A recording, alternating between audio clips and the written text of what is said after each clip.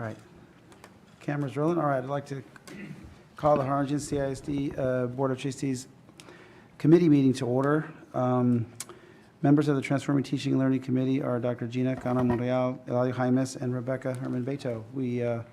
Fortunately, Dr. Gina Cano Monreal is on a family vacation that was scheduled long ago, so we wish her all the best and hope she's having fun and being safe, but she couldn't make it here this evening. So at this time, do we have any public comments for agenda topics? No, Mr. President, there are no requests for public comments for agenda topics. Okay, wonderful. And at this time, I'll hand it over to Eladio Jaimes, who will take over the committee meeting. Thank you, Dr. Bettis.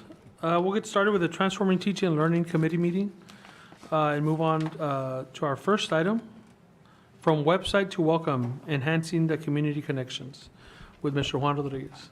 Go ahead, sir. I'll go ahead and start the intro. Good afternoon, committee chair, committee members, Dr. Cortan, senior team and audience.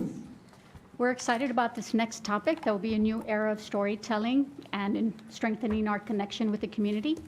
We welcome this new chapter to connect our families, our staff, and our broader community. As you know, our website's undergoing a bit of a facelift, and so we're enhancing our website to really be able to tell our story as a district. And as we rebuild our website, we are also renewing our commitment to our 3 C's, which is our clarity, communication, and connection. Those 3 C's are the thread that ties our people, our purpose, and our passion together. Earlier in the spring, we heard feedback from our listening tours that Dr. Cortan led. And during those listening tours, we did hear feedback regarding the need to enhance our communication and strengthen our connection with families, staff. We heard that people wanted to be able to connect to our resources much better, and that is a great avenue to enhance our website. We also wanted to take this opportunity to really tell our story through this tool and this website. We are looking forward to telling our story. There's a lot of functionality features on this website where we could share our successes, our accolades, and really share our why as a district, and also include some of our successes and celebrations that we've had along the way. We've had several successes over the course of the years that some span 3+ years, 5 years, 10 years, and so it's certainly an opportunity to enhance our connection with our families and really tell the story. We're also looking forward to sharing those celebrations through a community-based report, which you'll hear more about. Joining with me today is Juan Rodriguez, our coordinator for marketing and student outreach, as well as Jessica Martinez, our coordinator for print services, who have really led the charge with enhancing our website and really bringing this website to life. And again, just building upon our connections with families and really focusing on building a website that is true to the community and also tells our story as a district. So I'll turn it over to Mr. Rodriguez. All right, thank you for that introduction, Ms. Garcia.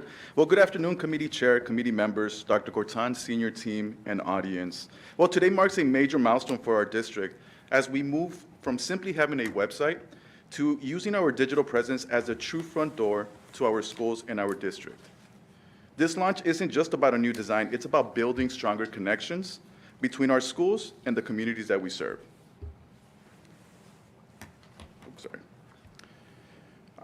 Our redesigned websites are a direct reflection of goal number 5 in our strategic plan, focused on communication and stakeholder experience. Now let's take a closer look how we aligned each one of these objectives, going from 5.3 all the way to 5.4.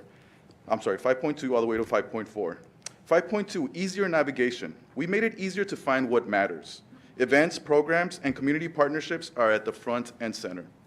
5.3, increased visibility. Everything is designed to enhance the customer experience for every stakeholder, from families to staff.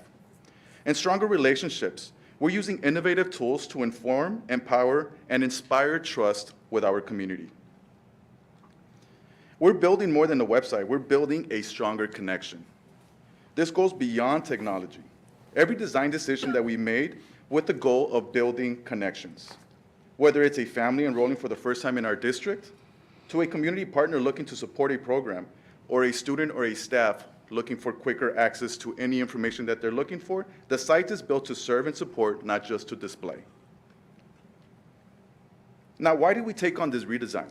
Ultimately, what we're trying to create is a stronger connection with our community. Ms. Dalia Garcia mentioned the community feedback that we got from our listening tours, and Dr. Gortan and the team did an amazing job leading those efforts. We got feedback from internal and external stakeholders, one of the key elements being enhanced communication. Taking that into account, the key priorities are as follows. Accessibility. Built-in tools like language translation, adjustable fonts, and contrast control help every single visitor. System consolidation, this was a big one.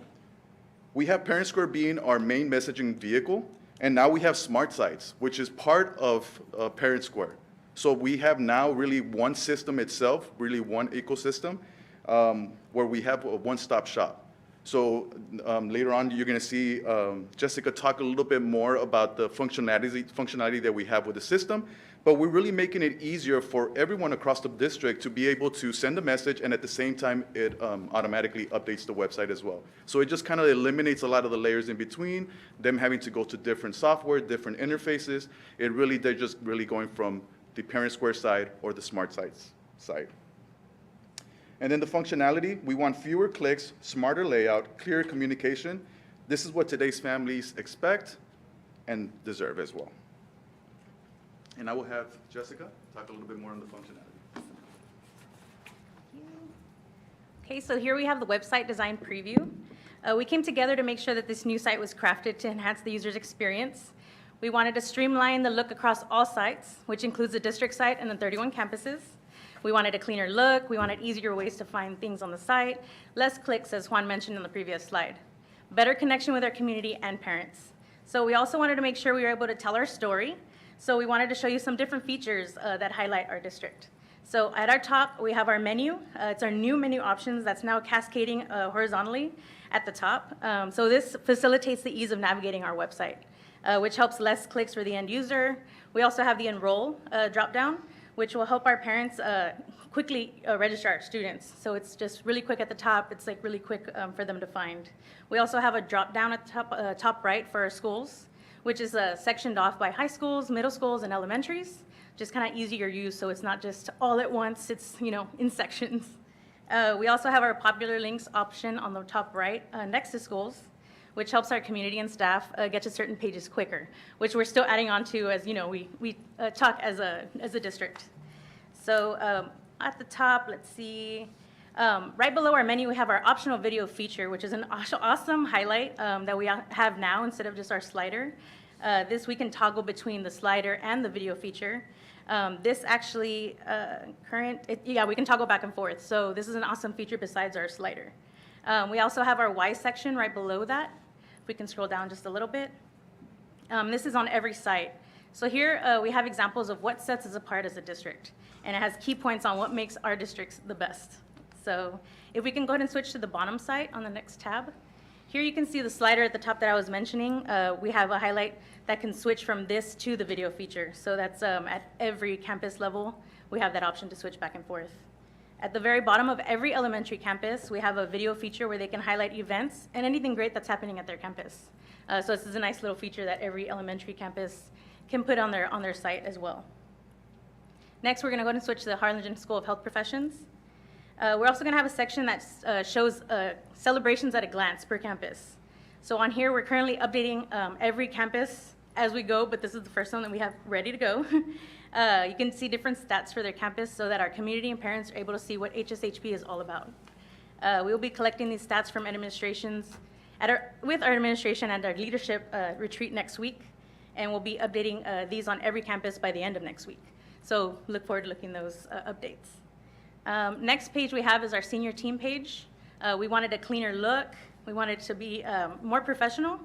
So a new feature we've added on this page is if you click on any senior team member, we have made their bios available, be able to get to know them on a more personal level, which helps with connections between our community and our parents.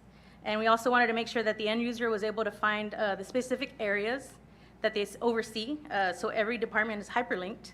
So when you click on their department, it shows you their team members, quick links, and anything community or staff may need. If we go back to the slideshow, Our next slide is our implementation timeline. So in April, we held listening tours where we were able to speak to different campuses, teachers, and community members on different areas. And one of those areas was how we can strengthen our communication with our community. Some of the key points we took from that is improved and streamlined communication, clear and consistent communication.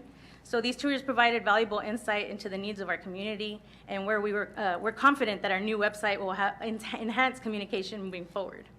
Next, we have different options for trainings for our HCIZ family right there in the middle. We have pre-recorded trainings that are always available on our support page. We have the extravaganza event, and we have trainings 2 days a week with our Smart Site reps, which we actually kicked off today with our departments and our LMSs, so that's great. And Juan and I will also be scheduling trainings with campuses and departments as needed.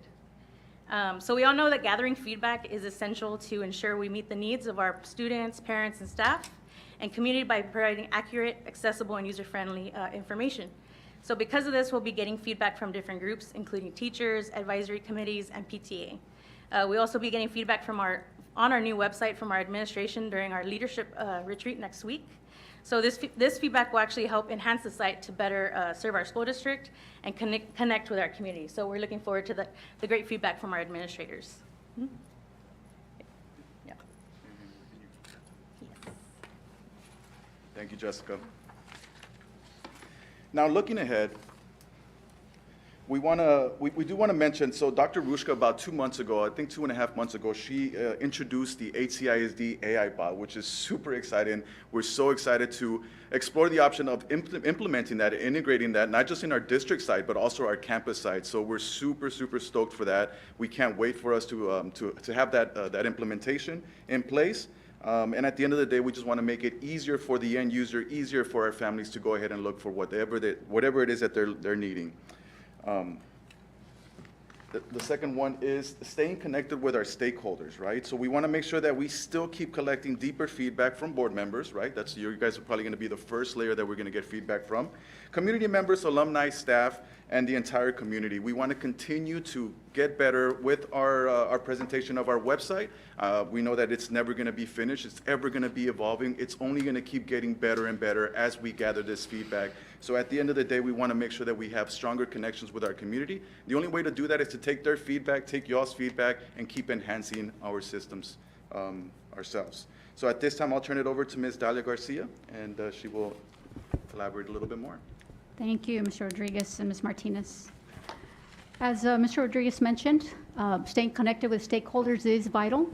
We will be, in fact, our board here is going to be one of our first layers for feedback on our website. So at the end of the week, we'll share through our administrative update a link and a QR code so that you're able to give us some feedback with the new redesigned website. And we'll have some questions for you on the QR link so you can share that and we can build that site together and enhance it. With expanding connections, as you see on one of the last bullets there, expanding connections, strengthening connections is vital. And so as we look forward to connecting with the community, connecting with our staff, and really telling our story, we do have several stories that are already crafted on our Facebook and Instagram, like our Heart of HCISD. We are looking at expanding those pieces and forging those connections through alumni spotlights, spotlighting our partnerships. We have various partnerships across the district. Many companies, organizations that want to support us, want to be able to help our students and connect with them. You'll hear some of the partnerships with our next presentation with CTE. So we are looking forward to building that connection through our website and highlighting those partnership pieces. And as well, we also hear from communities and several people across the district in terms of volunteering. And so how do we make that accessible and easy for them to find is we'll be creating those platforms and just making that accessible through our website so that they know how to volunteer and know where to go to find that. So it'll be ease and access and navigation. But as we mentioned, feedback is very critical. So you saw earlier in the timeline that there's feedback mechanisms, and it's going to cover different layers of the organization, much like the listening tours that cover different layers through the community, our parents, our ambassadors. There's so much feedback we can get from different layers on what they'd like to see. PTA is one of those that you saw in that timeline. So we can very well send a link to them, a QR code, and get their feedback in terms of what they'd like to see. Is it covering the information they'd like to see for a PTA, like a PTA, I'm sorry, not a PTA, parent resources link, things that they would like to see on the website. And so we can certainly take that feedback and just enhance our website together. But I do want to once again thank Mr. Rodriguez and Ms. Martinez for their work on the website. Again, it's undergoing a facelift, so a few of the pieces are under construction. But again, it is really about forging the connections, telling our story as a district, and really just making this navigation easy to use and facilitates the resources that our students, our parents, and our community need access to and would like to see as part of the district. And again, it's how do we tell our story using our website and really forging those connections with our community. We'll open it up to questions and conversations that we could Anybody have questions? help support. Comments? I guess I have one question, but really it's more of a comment. I've heard the same thing over the past couple of years about the website. It's sometimes hard to find things, even just the calendar to see what's going on. And I'm really impressed at the progress and the fact that the district has taken that feedback and is really focused on implementing it for multiple end users, not just a small group. So I think that's great. One of the things that I was actually thinking about it since we saw Dr. Rushka's presentation on AI. Is there a function, since you're uploading, you mentioned that you're going to highlight all of the things at the individual campuses? Since we do have open enrollment, does that have the ability, maybe through the AI, to compare campuses so that parents, as they're trying to make a choice for their child about what's the best fit, so that they can compare? Great question. And we do have Dr. Ruska joining us because she and her team have made a lot of progress with that ATISDA bot that she could elaborate further on that. So that's a great question, and I think short answer being yes. I think it's more of a phased-in approach. So initially what we would like to see is just for it to be kind of like a web crawler, meaning this. Tell me all the amazing things that are happening at Means Elementary, right? And so it would just kind of summarize what's on the website. But I think in a phase 2, we'll get to the point where it can do a little bit more of that. It's called RAG. It's basically, it's a coding term. I'm still learning. But it'll be able to really analyze and do the comparison. So eventually, I would say, probably like more in a phase 2 for the AI. That's great. Thank you. Just a follow-up to that. When we do that phase 2, we want to make sure that it stays within the HCISD community or factual basis kind of stuff, because if it starts to pull stuff from social media that may or not be accurate, may not be factually accurate, and certainly it might pull some other emotional comments from social media that we see, which is very much a minority of the community, but then AI will typically do that. So obviously you guys know this, but want to make sure that we do it in the right way. That's going to stick to the facts and to what's actually happening in our district, and not conjecture or not rumors or not emotional commentary. Yeah. So great point, because that's what's kind of taking us into this phased approach. There's not many school districts that are approaching this. We met with Google recently, and we're creating our own database. So it will only pull what we feed it. So hallucinations, it minimizes all of that, grabbing information that may not be factual. So because we're building it from scratch, that's why we're kind of trying to put it in like a phased approach. Sure. And then can you say a little bit more about the responsible rollout? You said board and some other stakeholders. Can you kind of say more about how long is that going to take? And then I'm assuming that this is sort of a side-by-side in parallel, 2 sites, because the other one is still the actual one, I'm assuming. Is that correct? And this other one's not live yet, or is it live and... is it just a flip of a switch, one's off, one's on? Can you kind of work us through the logistics there? Yes, so we already did the transition over. So we did the migration from the older site over to what you're seeing now. So it's already there? Yes, Okay. sir, it's already there. And what we did is we went ahead and just added the video elements. What we did with the migration, we wanted to make sure that all of them were the same way. So they all had the kind of like the slide banner, just to let folks know that, hey, we're going through this migration, just letting them all know. But what we're trying to do is ultimately have the video elements added to to not just the district site, but also the campus sites as well. But we wanted to just, through this first week of the migration, we just wanted to go ahead and just have it kind of front and center as a slider. But as you saw here, the district site had a video element on it. We went ahead and just activated like right before we did the presentation, so we can show you what that video element looks like. And that's what keeps it engaging, right? The video element. So ultimately, we want to have that across the board. And so then you've already been actively, I mean, to your point, this is something that's always evolving. You've already been getting feedback and incorporating that into it. So now you're going to start to push it out, like you said, to the board and other stakeholders and say, hey, tell us what you think. Absolutely, yes, sir. So that's what you mean by the next layers is going to be pushing it out and asking for feedback from other stakeholders and things like that, and seeing as far as their utilization and their what they think of the ease of use and the utility of the different thing, the tools on there, and et cetera. Is that correct? Yes, sir, absolutely. That's where we're going to be at. So that's going to be the first phase of this, of the feedback that we're going to receive, starting with you all. So y'all can let us know what y'all think there. Obviously, we migrated things over.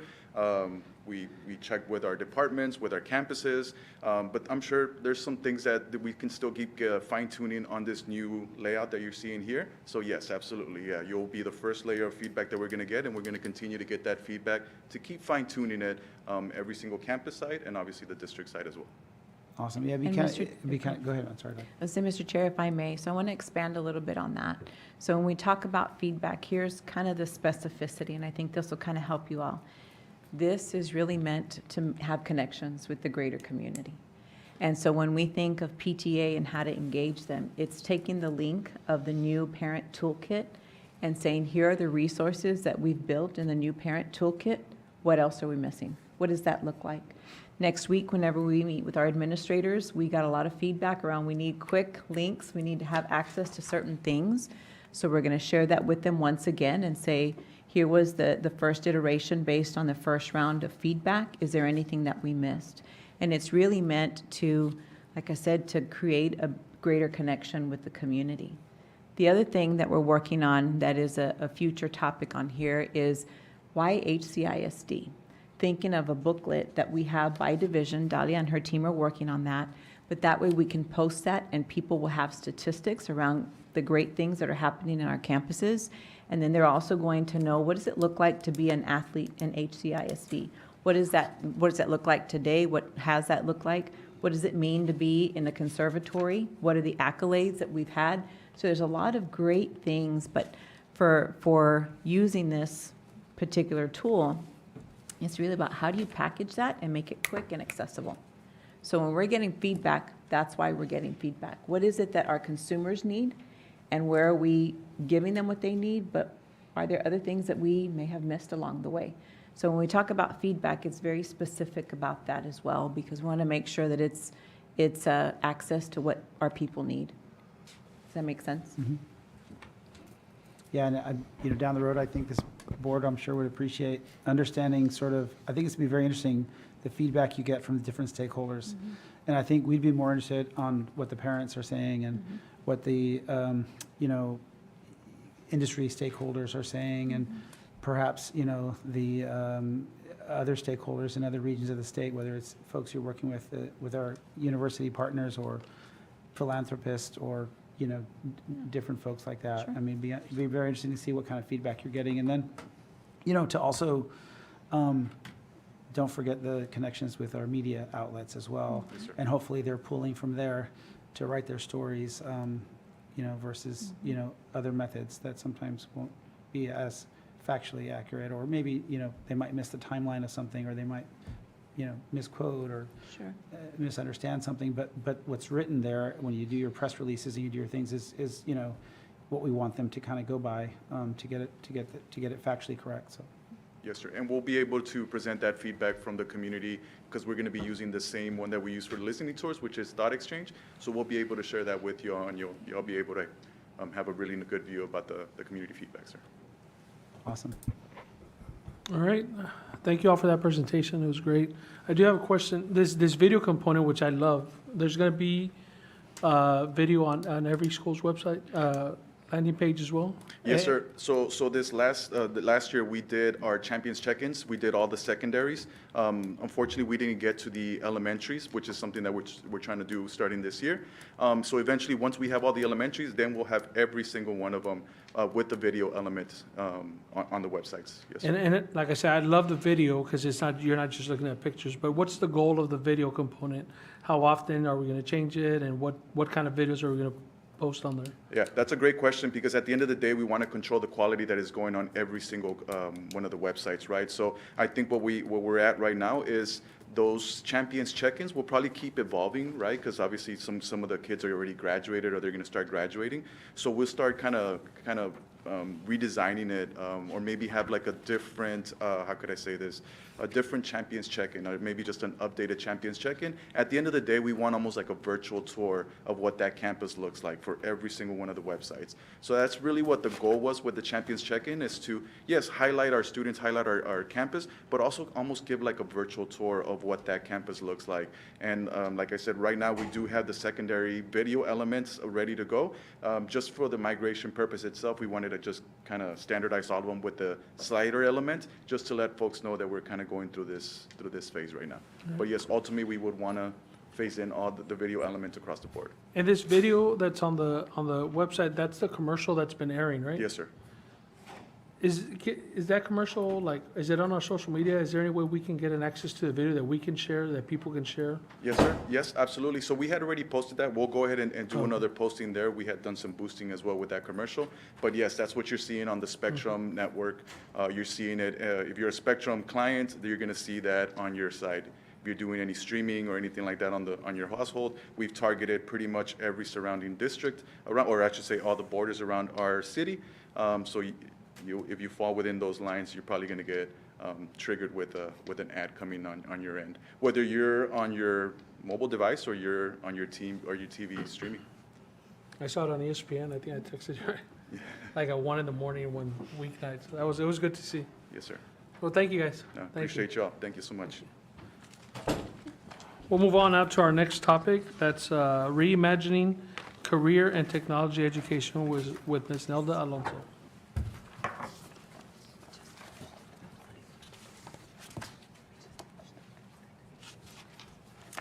Good afternoon, Mr. President, Dr. Corton, board members, senior team, and members of the audience. My charge today is to talk a little bit about reimagining career and technical education. And so as we begin, we see that we in our CTE department have a vision to ensure that our students know where they're going past graduation. So I know we focus a lot on, K through 12th, and they've graduated, and yay, they're on their own. But we really want to build a bridge between that, what we call our 13th year. And we want to be part of that transitional process as they leave high school. So this has to begin at the middle school. And this will begin at the middle school with a career exploration course. In creating a career digital portfolio, followed with a personal graduation plan as they enter high school. And students will leave having yearly a student-led conference with their teacher and with their parents so that they can check yearly to see, are we on progress to see what our next step is after graduation? Are we going post-secondary? Are we going into our career pathway? And so students will also foster trusting relationships through community engagement events such as career expos, internships, and signing days. But the most important is parental engagement. This year, we embarked on hosting our first parental CTE Expo, and this provided an opportunity for our parents to come and see various opportunities offered through our CTE courses. We work collaboratively with our industry partners. We work with our post-secondary institutions to ensure that parents would be able to make the connection needed in transitioning their student to either workforce or post-secondary. Our vision in ensuring students know what that next layer is, that 13th year, aligns with our strategic plan. We can see that students will take ownership of their learning and confidentially communicate it, their future plans, and families and community partners help shape and celebrate student success. For our partners are not just supporters, but they are co-creators of student success. So as everyone knows, I have served as the director for CTE for 1 year. And one thing coming on into that role, not that there was not any collaboration before at the other roles, but I quickly came in to know that collaboration is key in CTE. You cannot sit in an office and think that everything's going to transpire and happen for our students within those four walls. So I quickly had to really put on my shoes and start running and making sure that I was engaged with the community. So collaboration is key. And as we can see, we have what is a tri-agency partnership, and it's a collaboration between 3 state agencies, which is our TA, it's our Texas Higher Education Coordinating Board, and it's also our Texas Workforce Commission. And their goal is to ensure that our students are either career ready, and workforce aligned. And they do this by creating seamless pathways from high school to college and careers, supporting work-based learning opportunities through internships, apprenticeships, and job shadowing, aligning industry-based certifications with regional workforce demands, promoting dual credit and articulation agreements with post-secondary institutions, and facilitating industry partnerships that lead to real job opportunities. So it's not simply just aligning education with job skills. It's about fulfilling a sustainable collaborative ecosystem that supports students' success beyond high school by uniting education, higher education, and workforce sectors. Expanding this purpose requires intentional strategies, and I will speak about 4 strategies that I find that it's very important to have in our department. And so when we talk about networking is super important. Like I said, you can't have it within the 4 walls. You need to get out, you need to expose yourself, you need to get amongst the community, and any opportunity that we can be out there at different forums and such. But it's so important to foster those relationships, and we do a lot of it through our advisory committees, in our internships, our career expos, and classroom visits from industry partners. We also look at deepening collaboration with post-secondary institutions, and it's really expanding the dual credit opportunities, establishing a 13th year program for our seniors. And so a lot of times, again, we're going back to that 13th year. We get them to graduation, but then what? So we feel it's really important to bring those post-secondary institutions, the student services, to our students and really start to have those conversations, because again, we can actually incorporate our parents at that time because we don't have FERPA in place as we do as we transition to post-secondary. But really having our parents come alongside and really start to see the process of what it's going to entail as far as post-secondary. Soft skills, prioritizing soft skills in the classroom. Every time we had an advisory committee meeting this year, it never failed. One of the most important things that came out was our students do not know how to communicate with anyone, whether it's adults and sometimes even with their own peers, right? And so that is super, super important. So our job is not to just ensure that they're prepared with technical skills, but also with those soft skills. So teachers will embed those soft skill lessons into the curriculum. This year, at the beginning of the year, during Extravaganza, we brought on Cameron Workforce, to come and speak to our teachers and start to plant the seed with those soft skills, because we had already kind of heard about it. And so they provide a framework. Texas Workforce provides a framework that we can actually use. And so we're going to continue to expand those opportunities working with Cameron Texas Workforce to ensure that we are developing those lessons and implementing them into the classroom for our students. Also leveraging the Economic Development Council. I can't say anything, but our Harlingen EDC is phenomenal. They bring the economic pulse to our region. And we've got 2 wonderful people that we work with very closely, which is Jane Lozano and Orlando Campos. And they play such a crucial role in CTE.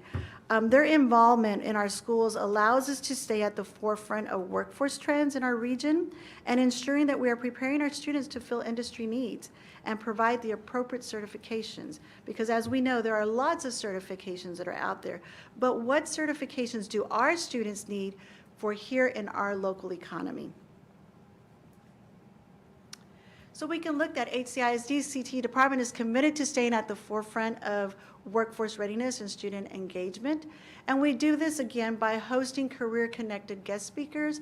We have guest speakers that come into the classroom, But where it really becomes so evident and it's just an eye-opener is when we actually take our students out of the classroom and take them into industry.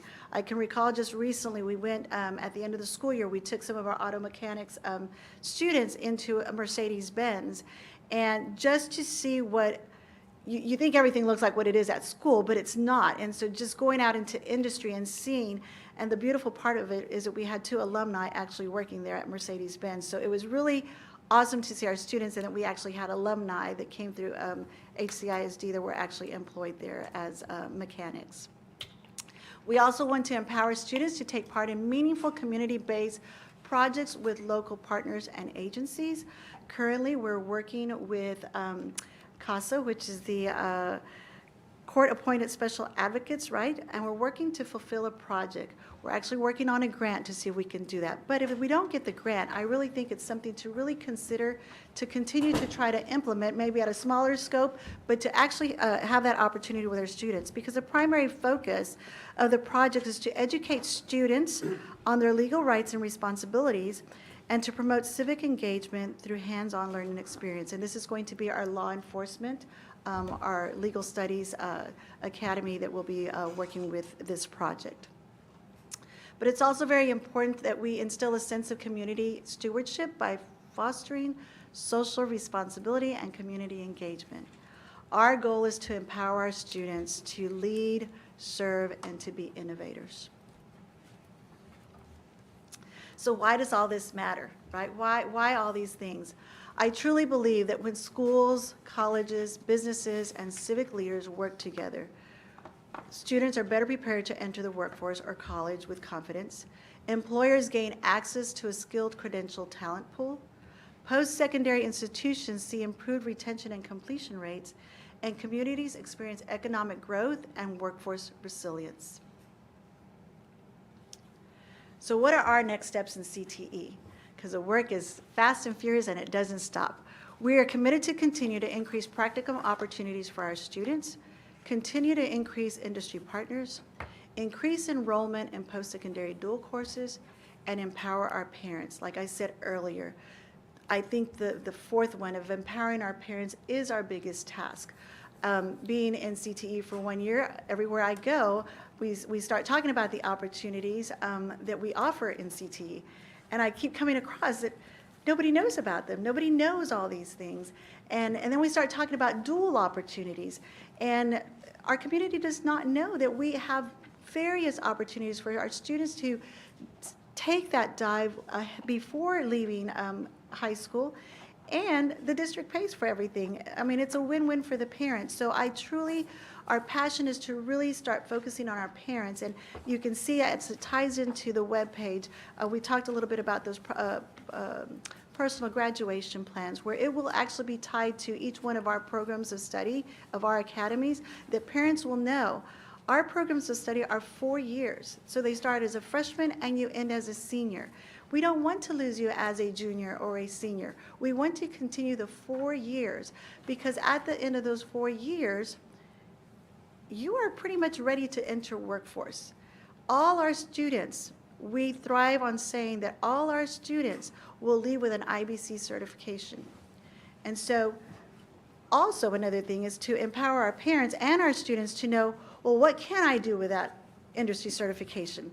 Because we test them. And the majority start testing as a junior, but as seniors, if you do not have one, we want to encourage that you actually do have a certification, but we need to empower them and let them know, what do I do with this piece of paper once I leave here? And the beauty is that many of them can continue post-secondary and actually use that certification to get a job in the medical field and actually work as, you know, a CMA as they're continuing post-secondary. So it starts to really open the eyes, but it's our goal is to really empower parents with letting them know the opportunities that are available and what are they actually leaving with school, with us. So I am super excited to say that we're blessed to have many partners that have really come alongside us, and this is, in closing, just a thank you for the community partners that you see there and in the next screen. but they play such a crucial role in CTE because it goes beyond student placement out there. It is really listening to what they have to offer when they come to our advisory committees.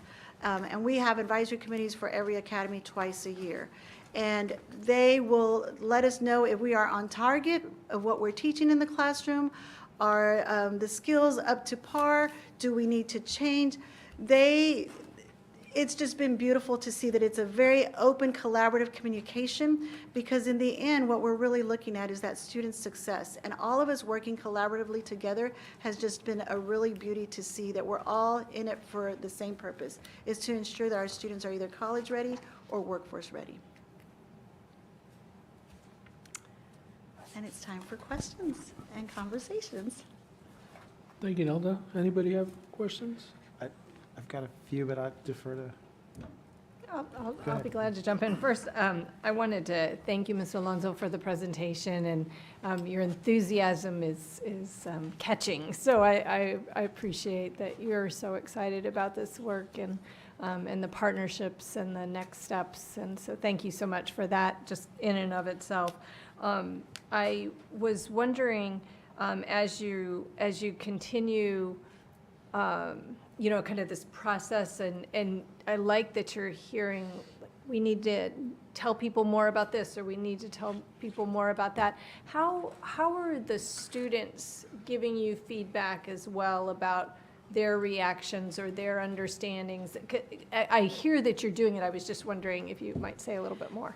Again, it's that collaborative piece, and so it doesn't happen within the four walls of the office. And so Sandra Rodriguez is my advisory specialist here, and it's really working hand in hand together, because she most of the time is at the campuses, on the ground, in the midst of the students, in the midst of the teachers, but it also requires for both of us to be doing that, because we do have a lot of collaboration with our students. And so when we find those opportunities for our students to go and visit industry, or where we have LNG or other opportunities, SpaceX, that come and they have presentations, forums, and we take students to these, we always come back and do a wraparound to see, was this something that they liked? Was this something that was beneficial?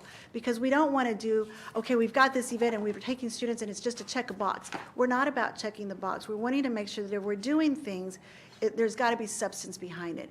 And again, it's opening the eyes to our students, because again, if we stay confined to the campuses, it doesn't just happen in there, because if the teacher is not elaborating or really seeking to bring in those industry partners into the classroom, they're not going to know that information. So it's crucial that we really push forward to expose them to what's out there, put them in those uncomfortable positions, but then have those conversations as a wraparound to see, was this something that was beneficial? What did they get out of it?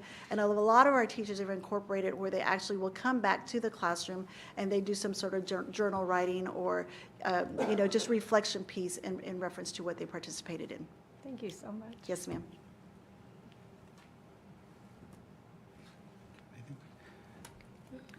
I just wondered, is there a page for this on the website so that people can look and see what's available and success stories? Yes, and so we do have our CTE academies, and so I kind of even saw as one of our main pages, they actually had CTE academies, and so we have videos, so parents who are looking at, when they're ready for pre-registration, every single academy will have a video that's linked showing what we have. Our PGPs, our personal graduation plans, where parents can also see what are the 4 courses that you will be taking from 9th grade to 12th grade to complete that program and study. So yes, we do have a website that pretty much has everything and anything in there. So I was just follow up on that. I mean, we've been hearing just nothing but great things with what you've done with this department. thank So you. appreciate, your enthusiasm, as was mentioned, but your ideas, and then seeing things across the finish line as far as with our industry partnerships and that kind of stuff. I mean, it's really impressive, I think, what we've done. And it's all about creating opportunities for our Absolutely. kiddos. And so thank you for doing that. I wanted to, talking about industry partnerships, obviously I know I hope embedded in there is making sure that there's a need and there's jobs at the end of those things. Yeah, obviously, because sometimes we're hearing those feedback where we're in different types of credentials and whatnot, where you know, there not enough jobs, and, you know, probably more in the higher ed partnership where they're creating a bunch of different credentials and different, you know, degreed programs, and then they're trying to get jobs here in the Rio Grande Valley, and there are not enough of them and that kind of stuff. And Right. so we want to make sure that we, you know, have those discussions with our industry partners to make sure. And then, And I will elaborate Please. in that that's why they're so crucial for them to be in our advisory committees, because they are the experts out there in the field, right? And so the state provides a framework, and we may think, well, you know, because of cost, that this might be the best one. But if we're not selecting the ones that are appropriate to our area, and that is working with, you know, workforce, Cameron Workforce in reference to the labor market, we need to make sure that we are looking at what our area here in Cameron County, what is our need, and also even looking at our programs, because we have programs just to have programs, and it's not something that needs to be sustainable here in our area. There's really no need for them. We need to make sure that what we have and what we offer is because when they leave us, there is an opportunity for them to be employed. sure. And, you know, some of the opportunities might not be here Absolutely. just yet, but they might be forthcoming. They might have to go to Corpus and work in the port there because of Correct. LNG, but that's going to be online here in 2 or 3 years, you know? And Correct. so I mean, there's kind of things like that, but those industry partners would know that. Yes. And would say, hey, you know, we don't have that many spots now, but in 3 years we will, but just up the road here. And I there's- love that you say that, because one of the things was, if you'll notice in one of the pictures, there was an LNG presentation, right? And even though that's not here yet, that's forthcoming. But the seed has to get planted. It has to get planted already so that we know, and they know, this is something that's going to be as an opportunity here in our region, soon to be. And then as we go think through this, I just want to make sure that along the lines, we're being sort of realistic of where we are in society, where we are in terms of the needs of the partners and you know, with AI and with everything else. And making sure that all our students have the micro-credentials that are going to be useful to them in whatever job they want to seek. So getting those micro-credentials, which, you know, are pretty easy to get these days, and a lot of times they're free and things like that, but encouraging them to get those things. But then also how to use AI responsibly, you know, because a lot of times it's the inputs and how to do that, and you know, and I think that would be very important for them to know in whatever job they have. And then, you know, I think the soft skills, right? I think we can never Absolutely. emphasize enough the critical thinking, you know, creativity, collaboration, communication, and knowing that all employers are going to want you to have soft skills. Yes. I mean, and so that's critical, that they understand that, you know what I mean? And so, at the end of the day, you know, every employer wants an employee, you know, that's, you know, smart, you know, that's hardworking, and most importantly, that has humility, right? Absolutely. Because otherwise you're dangerous in the workplace. And then lastly, I do think that not enough is spoken about the seamless connectivity between CTE and professional careers. I think agree. people incorrectly separate them and say that you'd pick one or the other. And that's not true. And I Exactly. think the best professionals did this first, right? Let's just be real about it. The best professionals, the ones that are the cutting edge, that are really the movers and shakers and that are really disrupting industries, are the ones that understand all of it, right? And Right. so I think we need to focus more on stackable credentials Absolutely. and get folks to realize this is just a starting point. These skills are going to open doors Absolutely. for him or for her, and then, you know, you could just keep going to the next, and then guess what? There's professional school, because you know what? I think you'd be a great, you know, a dentist or a doctor or an attorney or an engineer, Absolutely. whatever the case may be. But you're going to be an incredible engineer because you were just fixing cars for 2 years and doing an incredible job at that. And now you understand the whole aspect of it.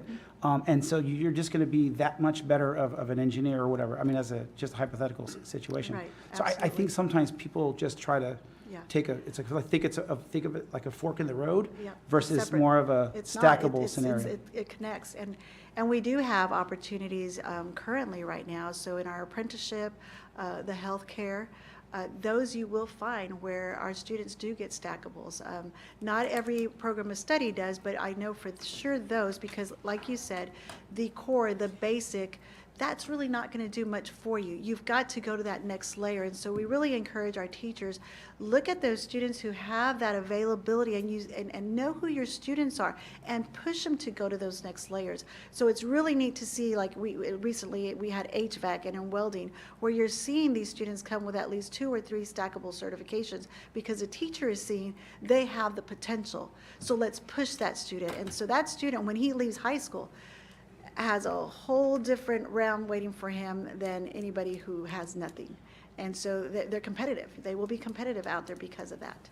So there's a huge paradigm shift in CTE.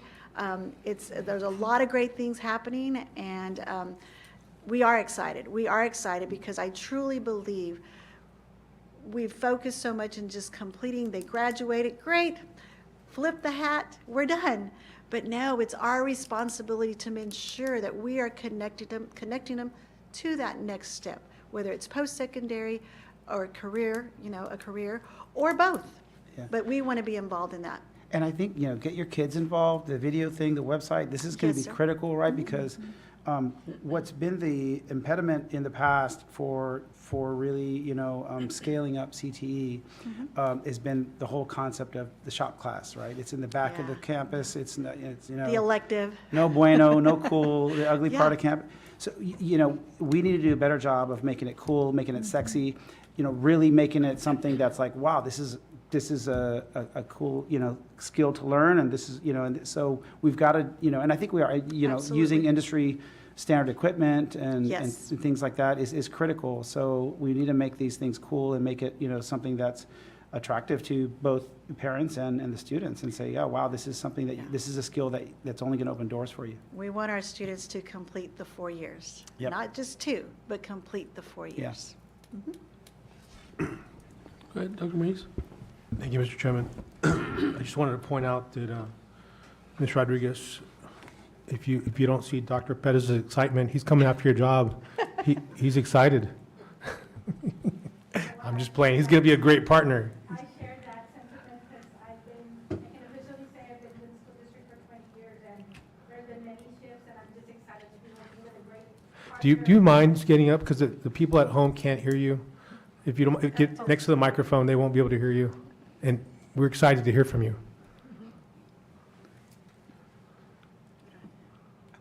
I just want to share that sentiment. I'm very honored and grateful that I've been able to work here for the past 20 years. And you know what? I've just been very excited because I see both from the post-secondary, from my earlier education career, and now here at the secondary level.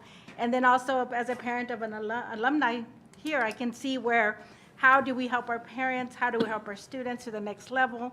And I'm just very grateful to be with a great partner, Ms. Alonso. And I think that we have worked collaboratively to continue to provide these services for our students, empower our parents, and you know what, all I can say is HCISD is a great place to be at. Wonderful. Thank you for that feedback. And, it's what I've heard, just like Dr. Pettis has said. I've heard nothing but great things from the team, from the department, which leads me to my question, right? We have these next steps. And I'm just curious if you can define how you want to empower parents. Sure. So the empowerment is in educating them as far as what we have available, right? And so instead of having them be separate, we want them to come alongside their child in this journey, right? So that they will also know what are the next steps as they proceed forward that 13th year, right? So it's really embarking them to be part of the community of CTE, and that's through our expos, providing information, bringing them to the forefront. And it's not just providing information from afar, but actually embedding ourselves with the community, with our parents, to ensure that any questions they may have, we're right there along with our teachers to be able to answer those questions. And again, the eye-opener was our first annual CTE Expo for parents. That was really the enlightenment of seeing how many parents came out, the questions that are out there. there used to be a booklet for in previous years, and it was very outdated. And so we created another booklet with actually what are the 4 courses in that program of study. And we gave that out to parents. And one of the things that they said that evening was, oh my goodness, we've needed something like this. So again, it's just all those little comments that when you're having conversations with individuals in the community and just really listening to what is the need. And there is a need of knowing. And so that's where it's just like we have to continually look to see what other avenue can we do to inform our parents, because we don't want them separate. We want them along this journey together. Wonderful, because I look at this list here, the 4 points that you make, and I think that's probably the hardest one. Traditionally, is the hardest one to get our parents involved, and so I commend you on trying to do that, and I didn't know you had your first annual event, and that's fantastic. So your second annual will be this year? Absolutely. And so it was with a lot of reservation when we had it, because we really hadn't had great response with evening events, right? And so the goal was to have it early on in the fall, because you always want to give that information so they have it when it's time for pre-registration.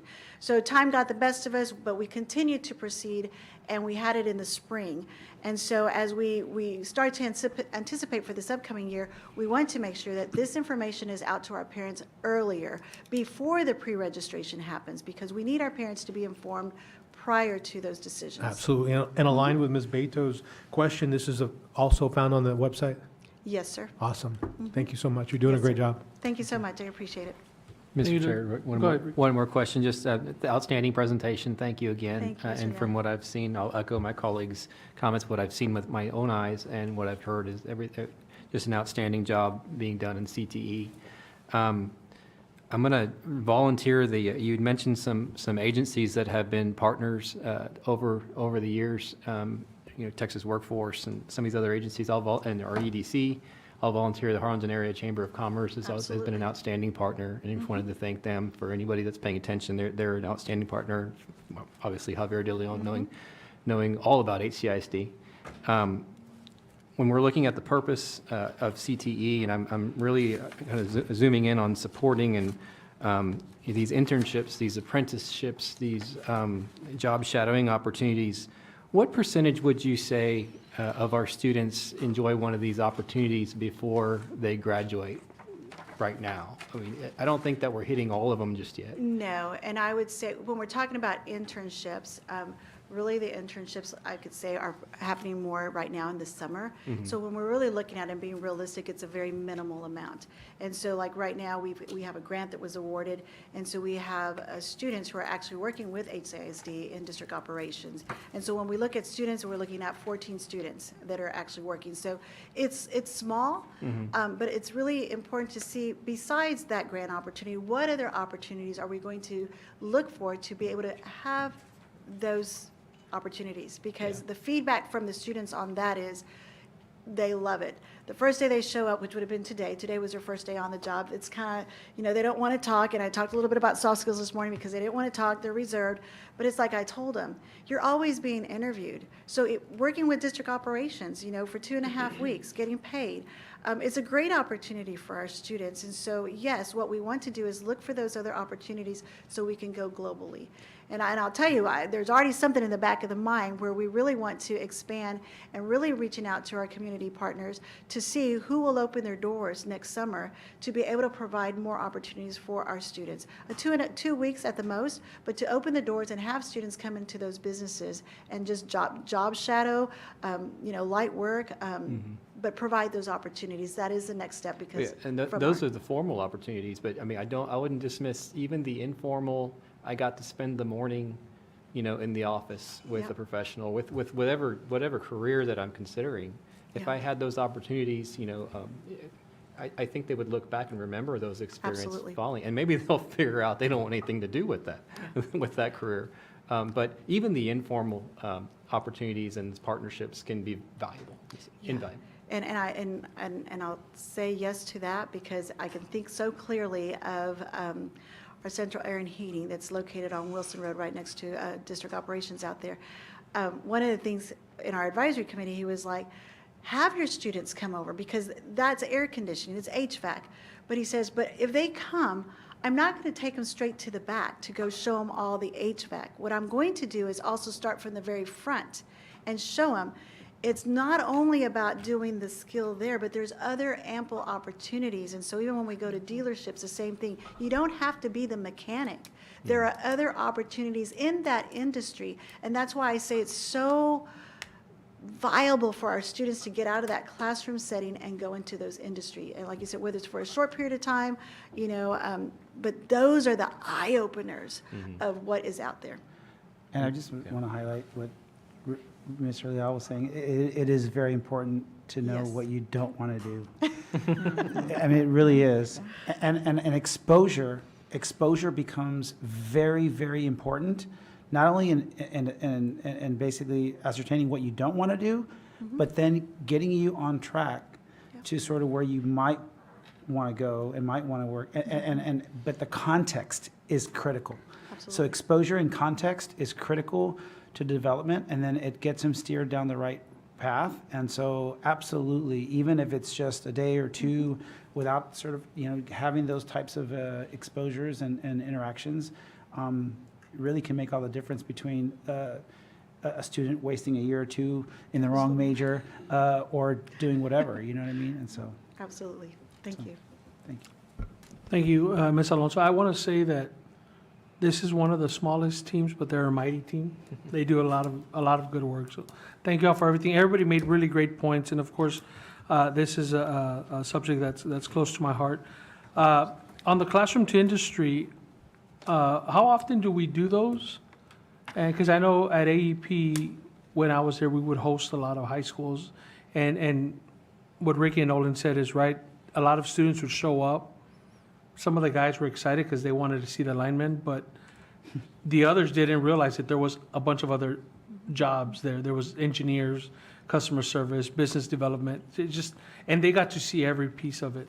So I love that classroom to industry approach. How often do we do it? And I'll be very honest, we started the second semester. So again, these are just starting points where we have began, and we're propelling forward because we have seen the benefits. And so if the number is minuscule Okay. right now, I can tell you that we have seen the positivity and the impact that it has done for the students, that we know that is the direction we need to go. That is what we need to continue to find those opportunities like Mr. Leal said. And again, sometimes we get fixated that it needs to be for a long period of time, but it doesn't really need to be for a long period of time. It could be just, like you said, a half a day. Just finding those opportunities to expose our students. And we've talked a lot about the students, and that's why we're here. But are we still doing the externships with our teachers? Is that something that we're still doing? Because I Absolutely. think those had a lot of value Yes. to them. I it's- know, again, when I was at AP, we had a few teachers come by and Yes. just spend some time with our electrical engineers and some of Yes. our service So mechanics. we had 14 teachers last year participate in externships. They are actively participating right now, and we have about 12 teachers that are actually out on externship right now. And that is another component that was kind of went to the wayside.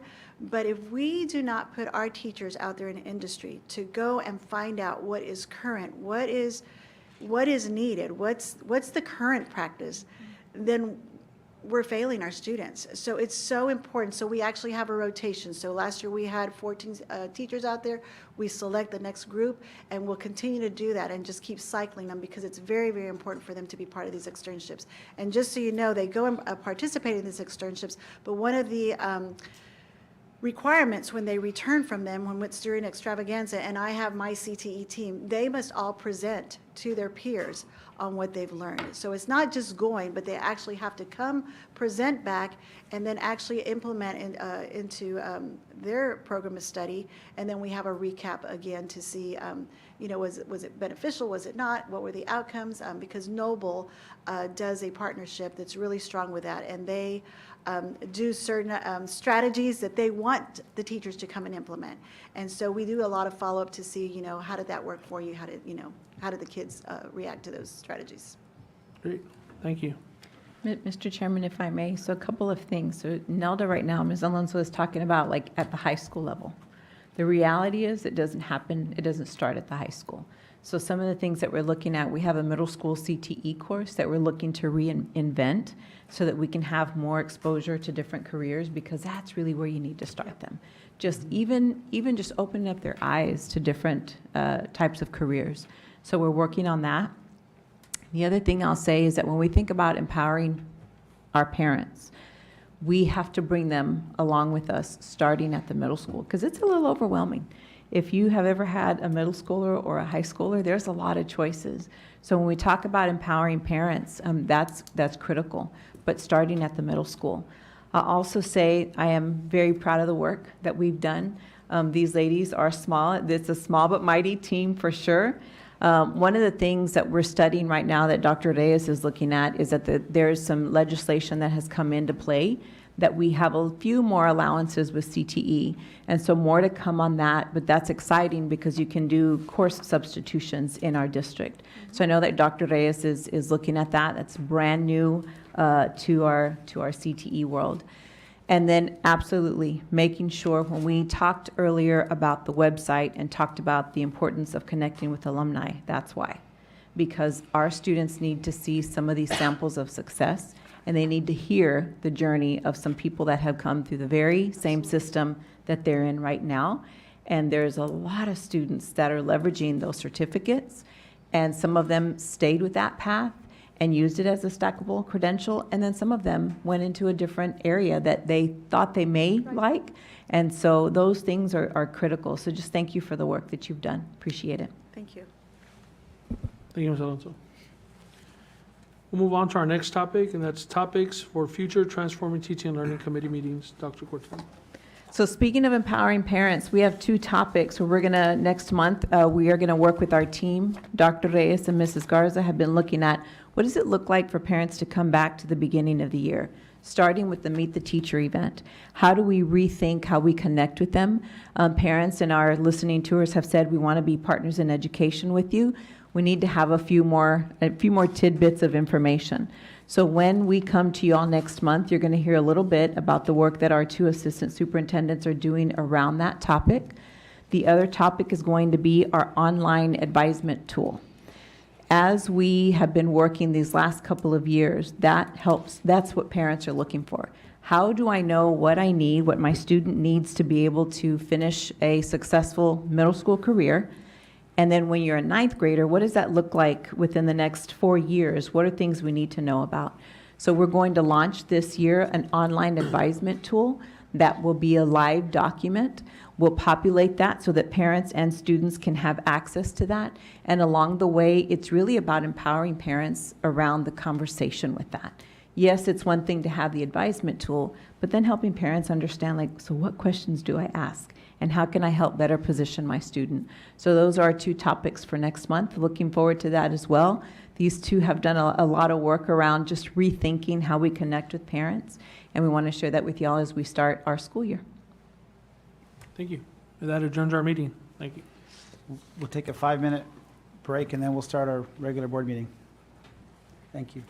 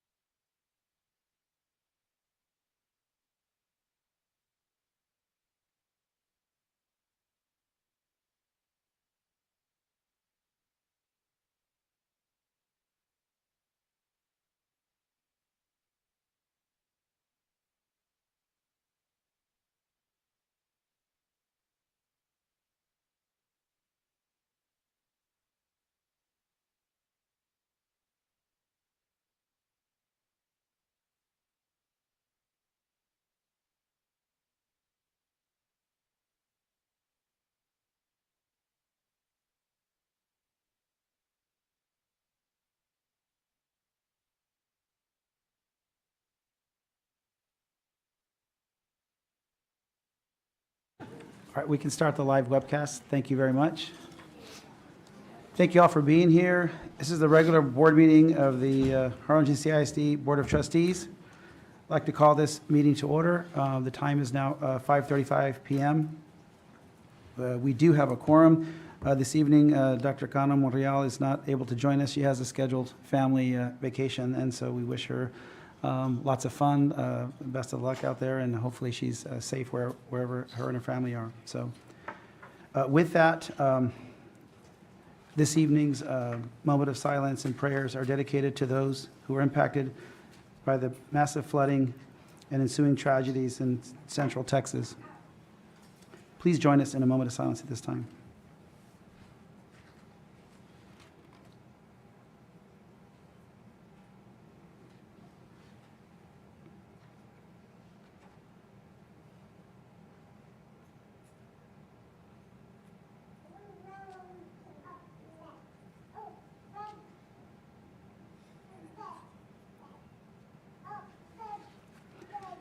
Thank you very much. In the face of this unimaginable tragedy, we have witnessed the bravery, resilience, and amazing character of Texas.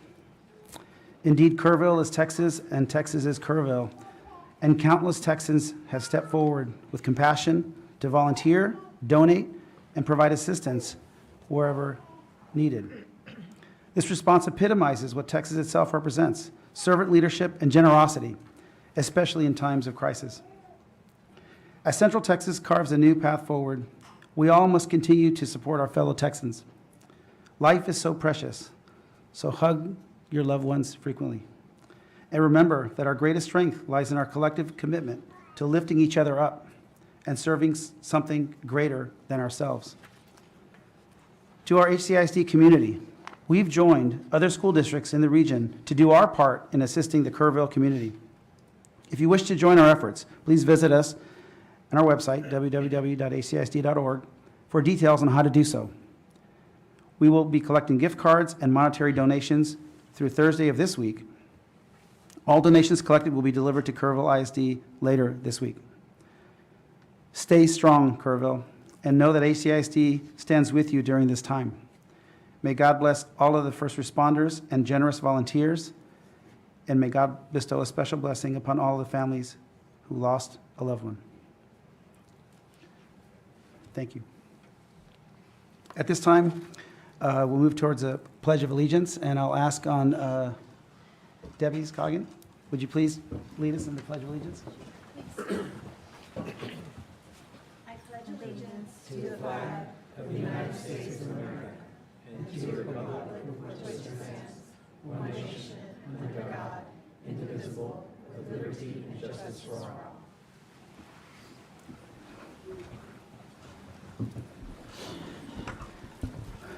Thank you very much. And at this time, we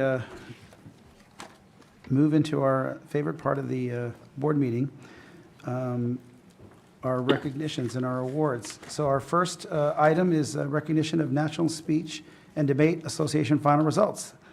Mrs. Leannitz? Good evening, Mr. President, board members, Dr. Corton, administrative team, and audience. It is my pleasure to recognize our middle school and high school students that competed at the National Speech and Debate Association National Finals, June 16th through the 20th in Des Moines, Iowa. Harlingen High School South, and Gutierrez Middle School of Arts and Sciences were all awarded a School of Excellence. Now, what does that mean?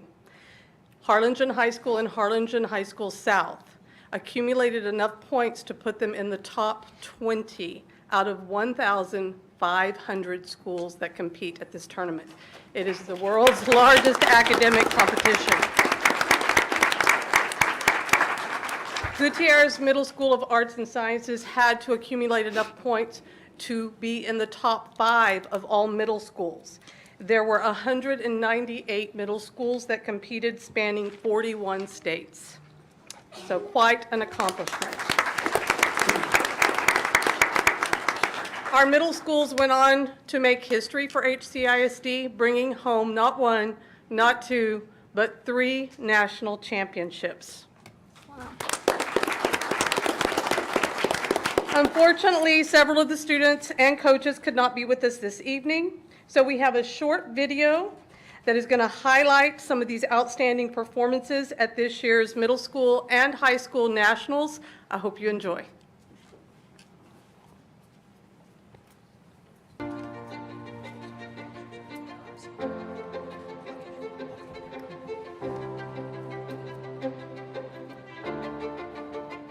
Therefore, we the people have a choice.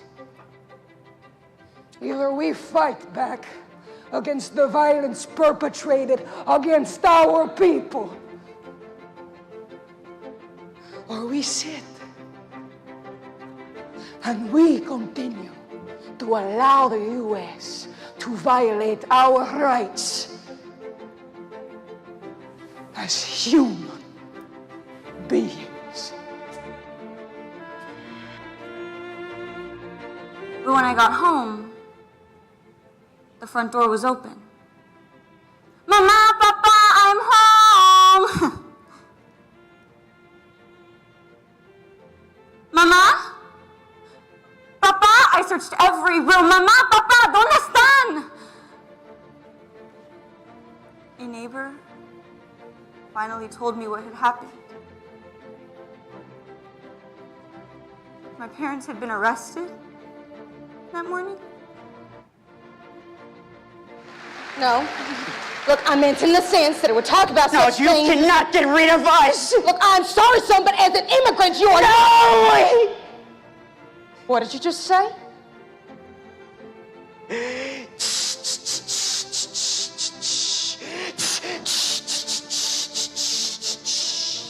Bum ba da ba da bum bum bum ba da ba da bum. The music! Bum ba da ba da bum bum. It followed me all the way across the border. Bum ba da ba da bum. It's with my mama. It is in the head of the rich man.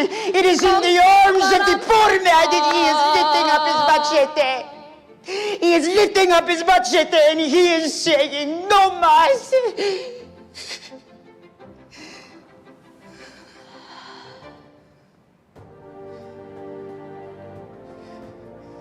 No more.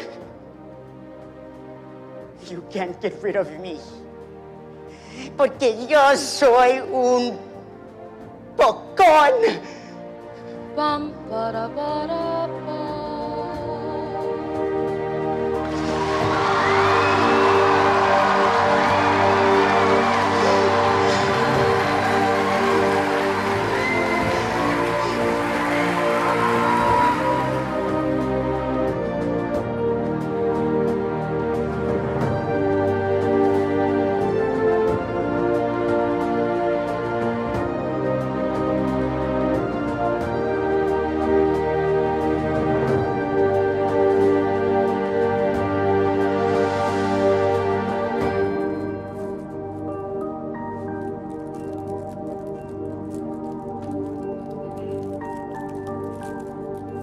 Dylan Ellis from Bob Lanier Middle School in Texas. In second place, Camilla Rorbo from Gutierrez Middle School of Arts and Sciences in Texas. And your pros champion in first place from Gutierrez Middle School of Arts and Sciences in Texas, Charlie Strohmeyer. In third place, from Gutierrez Middle School of Arts and Sciences in Texas, Camila Rohrbaugh. Your runner-up in dramatic interpretation is from Thomas L. Sims Middle School in Florida, Berkeley Allen. Let's congratulate your dramatic interpretation champion from Vela Middle School in Texas, Adrian Nanez Rivera. In third place, Arjun Parika from Parks Junior High School in California. In second place, Yasmin Peregrino Brima Drama from Success Academy Hamilton Heights Middle School in New York. And your program oral interpretation champion in first place, Vesper Garza from Gutierrez Middle School of Arts and Sciences in Texas.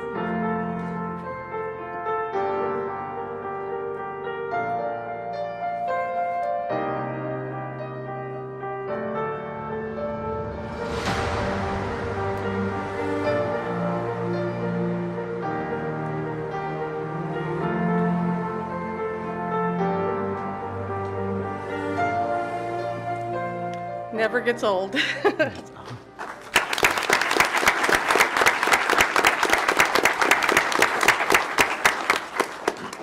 Those that could not be here with us tonight, I want to go ahead and give them the recognition they deserve.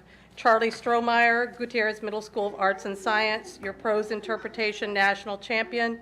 Camila Rohrbar, Gutierrez Middle School of Arts and Sciences, third place dramatic interpretation, fourth place duo interpretation, and second place prose interpretation.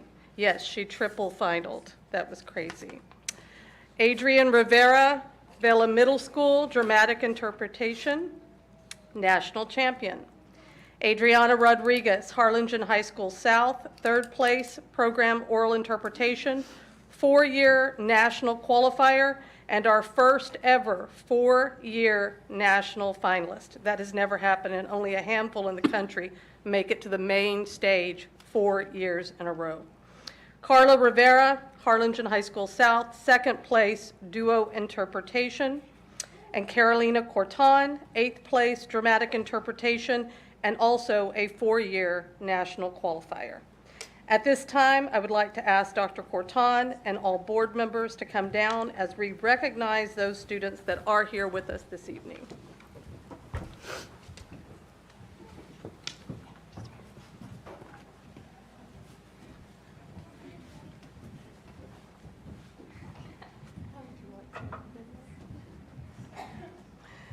From Gutierrez Middle School of Arts and Sciences, Vesper Garza, program oral interpretation, national champion, and 4th place in duo interpretation.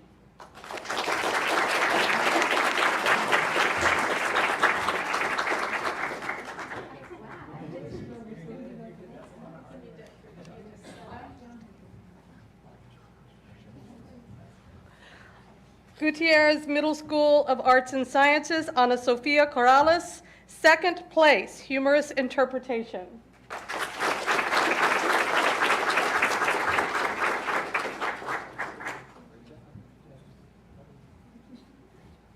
Luis Ostos, 4th place, prose interpretation, Gutierrez Middle School of Arts and Sciences.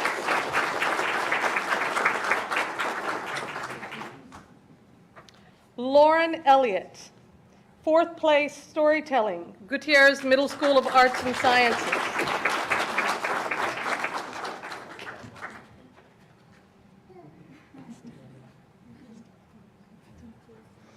Kaysen Castilleja, 6th place, prose interpretation, Gutierrez Middle School of Arts and Sciences.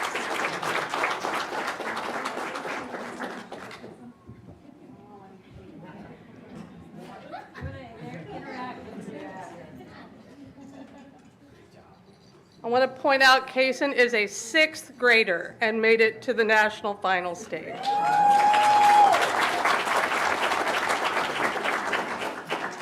From Harlingen High School, Elena Kretz, 4th place, prose interpretation. She was a double finalist, 7th place, poetry interpretation.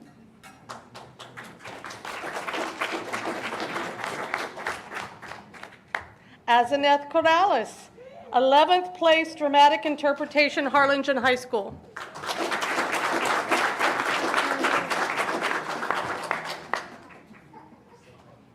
A familiar face, George Matthew Gutierrez, 2nd place, duo interpretation, Harlingen High School South.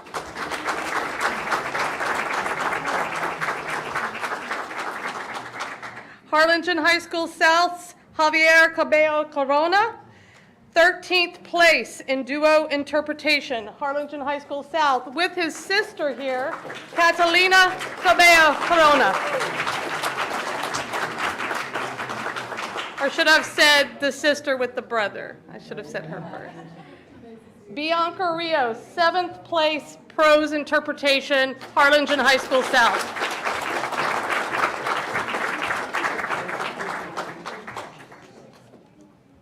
Congratulations to everyone. Unfortunately, our coaches are out of town. And if there are any principals, if you would come up for the photo. Oh, no, he did make it. Hi there, Mr. Chris Esparza, coach at Harlingen High School. Come on up.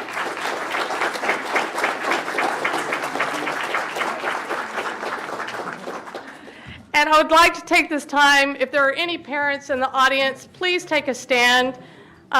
Stand up. Let us applaud you for putting up.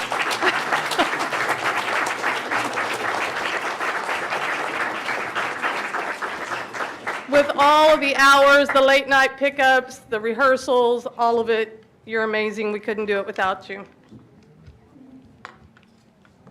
right, let's put together a little bit more. Very good.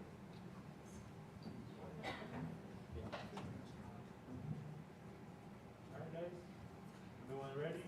Ready, big smiles. 3, 2, 1. One more. 3, 2, 1. All right, parents.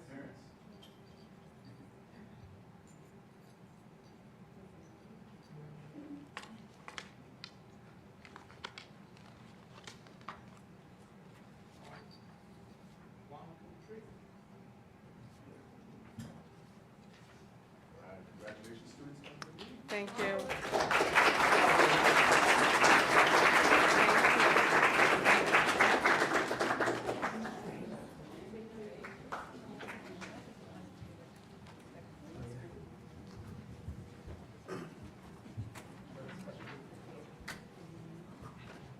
Testing, testing. Any board member want to comment on these amazing, talented students?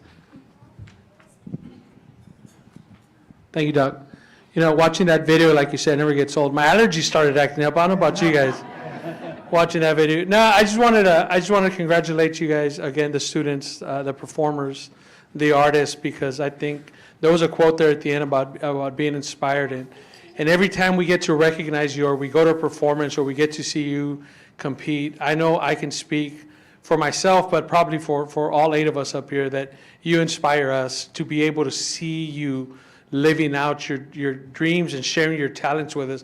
I can never say it enough. Thank you for sharing that talent with us, because that's a real blessing for all of us to see you, our students, on stage and performing, and just seeing how much energy you put into it.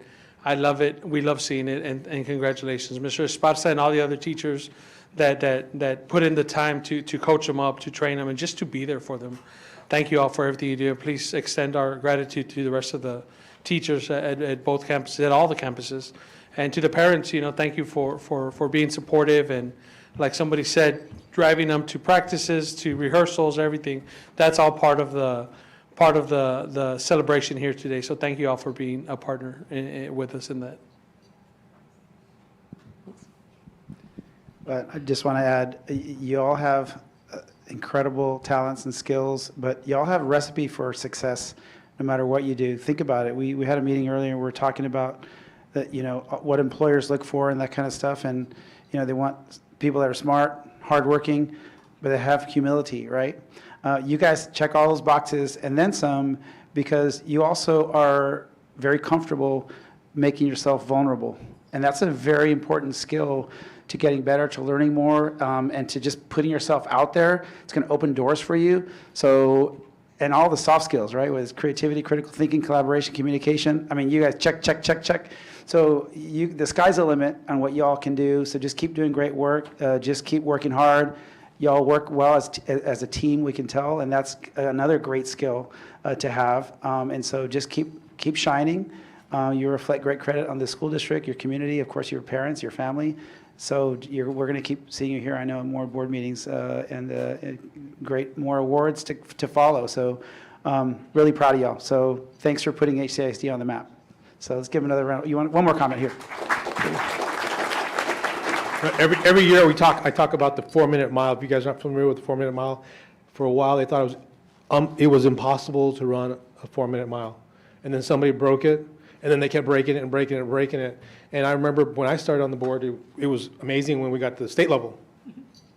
And now we have national level, for back to back to back. It's amazing what you can do when you see the vision, right? And you have to have the vision that's built by your parents and by our amazing coaches. So again, we have to give credit to the coaches. We have to give credit to the parents because they believe in you and you believe in yourself. Congratulations. Good job.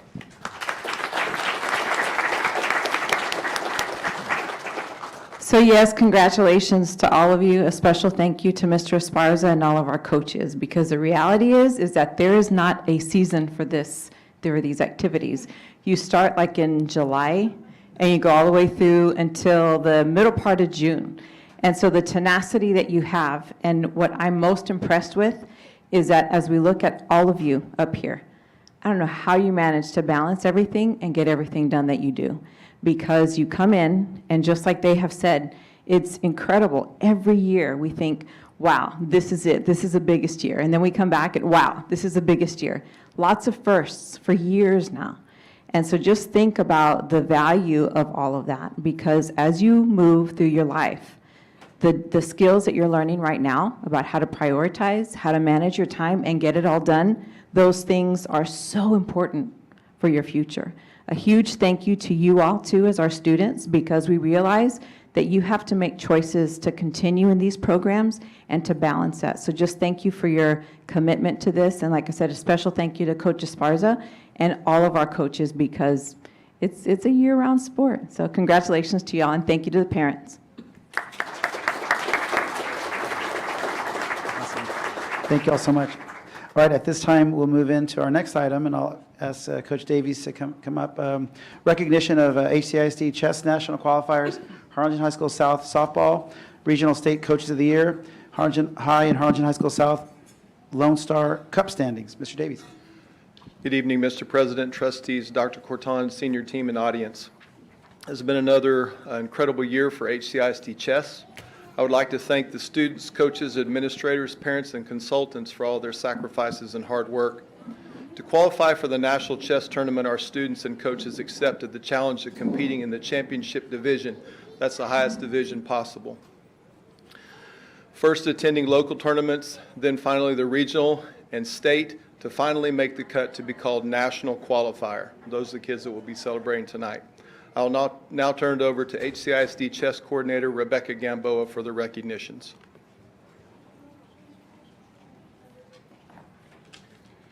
Good evening, Mr. President, trustees, Dr. Corton, senior team, and audience.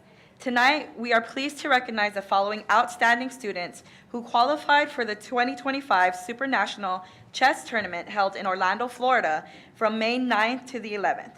At this time, I would like to recognize the students who are not in attendance this evening. From Memorial Middle School, we have Joshua Berumen, Luis Claire, Jacob Garza, Agustin Lopez, and Jordan Vallejo. From Bonham Elementary, we have Landon Cano, Logan Cano, Kaiser Garcia, Oscar Cano, Jace Leos, and Ryan Perez.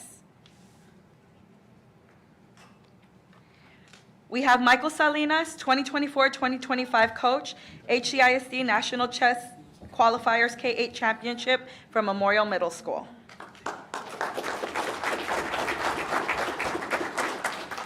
Miranda Quesada, 2024-2025 HCISD Chess National Qualifier K-8 Championship, Memorial Middle School. Uther Rodriguez, 2024-2025 HCISD Chess National Qualifiers K-8 Championship, Memorial Middle School. Morgana Rodriguez, 2024-2025 HCISD Chess National Qualifiers K-3 Championship, Bonham Elementary.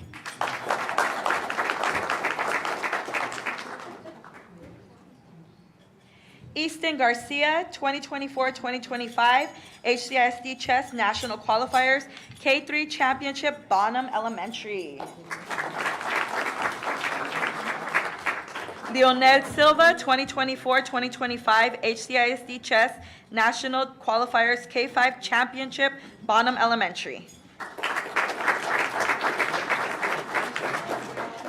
Robert Aguilera, 2024-2025 HCISD Chess National Qualifiers K3 Championship, Bonham Elementary. Brian Martinez, 2024-2025 HCISD Chess National Qualifiers K5 Championship, Bonham Elementary. Alfonso Gonzalez, 2024-2025 Coach, HCISD Chess National Qualifiers K8 Championship, Memorial Middle School. Please join us in congratulating these dedicated students and parents and their coaches and consultants for their hard work, skill, and commitment to excellence in HCISD chess. At this time, I would like the parents to stand and be recognized.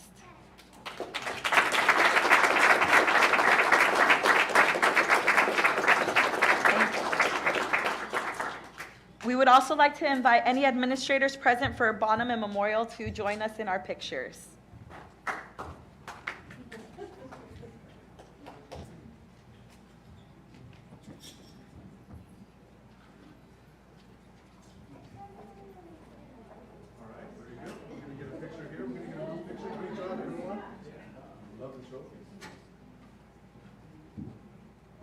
Okay, we're going to look straight here. Going to get a picture with the photographer first, and then we're going to get your parents.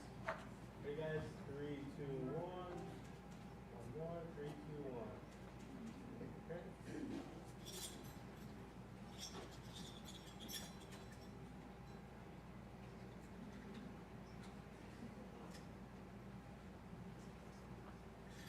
All right, congratulations.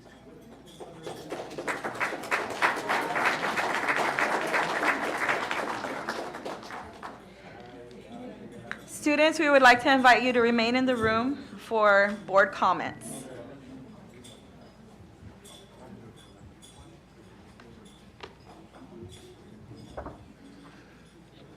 Good evening, Mr. President, trustees, Dr. Corton, senior team, and audience. It's been an incredible year for HCISD athletics. I'm so blessed to work with so many great students, coaches, administrators, and parents here in Harlingen. As a district, we celebrated 17 district titles, 17 32 5A, 32 6A Coaches of the Year, 15 Regional Coaches of the Year, 1 State Coach of the Year, 76 academic All-State recognitions, 2 individual state champions, and strong finishes by both of our high schools in the UIL Lone Star Cup standings. Tonight, we'd like to recognize some of these outstanding accomplishments by both our student athletes and coaches. We'll start with our Lady Hawks softball team and coaches. The Lady Hawks finished the year with a record of 20-5 and were district champions, by-district champions, area champions, and a regional semifinalist.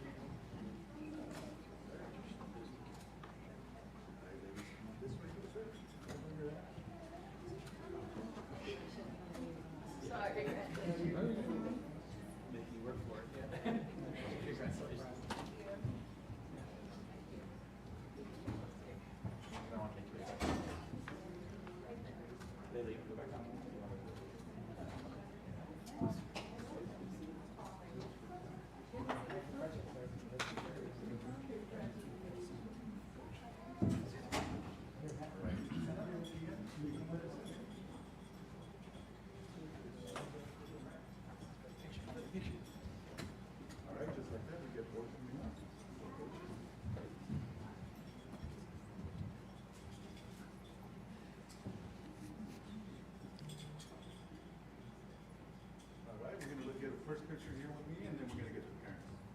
All right, big smiles, everyone. Ready? 1, 2, 3. One more. 1, 2, 3. All right, hold it there for parents.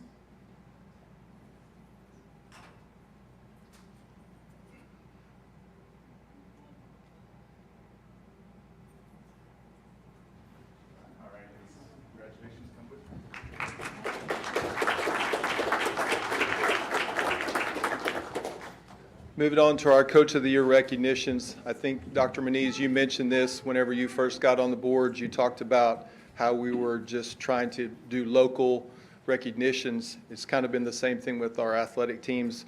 District Coach of the Year, that's no small feat. To be a Regional Coach of the Year, that's no small feat. For the first time that I know of in Harlingen, that we actually have a State Coach of the Year. I'm proud to announce Ernesto Escamilla as the Texas High School Coaches Association State Tennis Coach of the Year.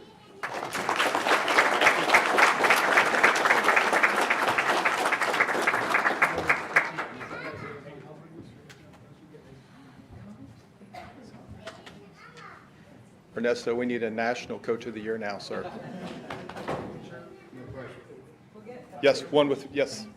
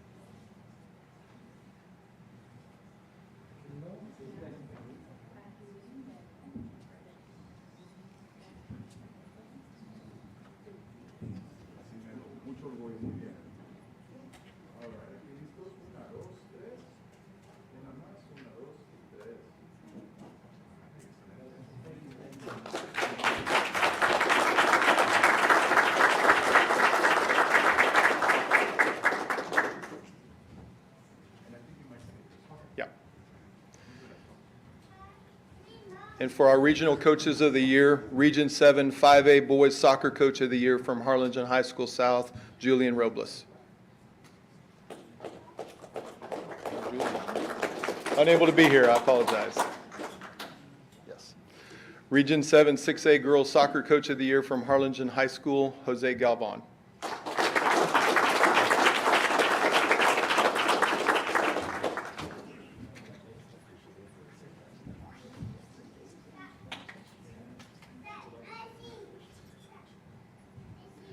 Region 7 6A Boys Track Coach of the Year from Harlingen High School, Efrain Ambriz.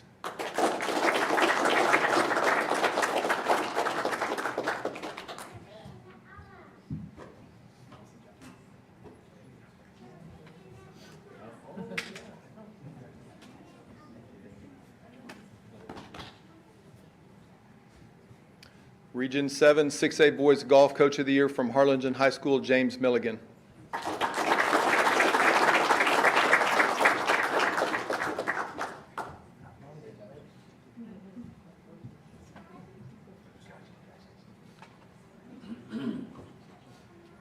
Region 7 6A Girls Track Coach of the Year from Harlingen High School, Hickel Woolry.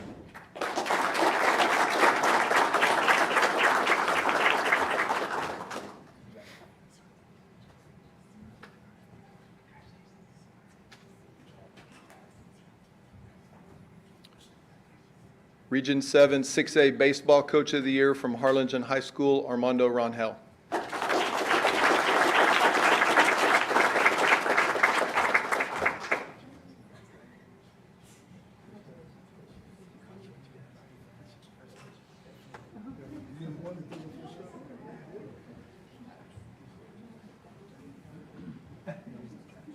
Region 7 6A Softball Coach of the Year from Harlingen High School, Kevin Ledesma.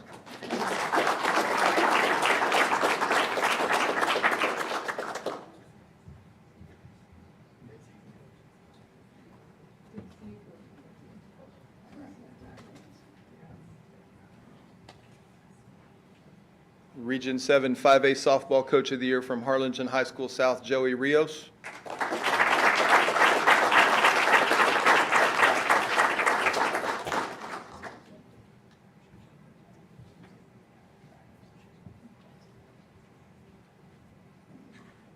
And unable to attend tonight, vacationing in Montana, Coach Brian Ogney from Harlingen High School South, Region 7 5A Baseball Coach of the Year.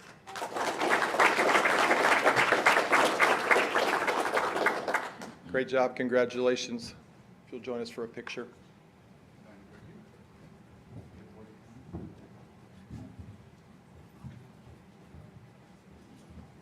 Mr. Amaya.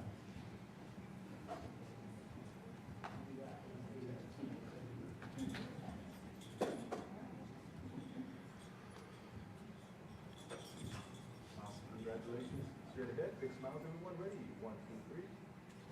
One more. 1, 2, 3. Any pictures? Any pictures?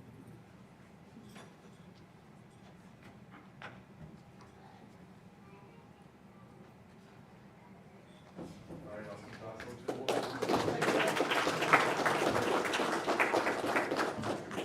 You just stay right.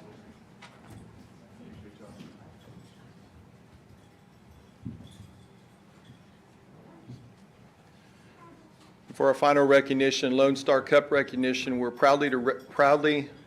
proudly recognize the outstanding achievements of both of our high schools in the UIL Lone Star Cup standings, which honor the top overall athletic, academic, music, and fine arts programs in Texas.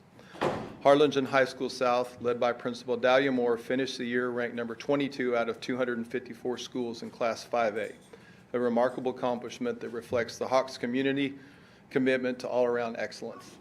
Congratulations.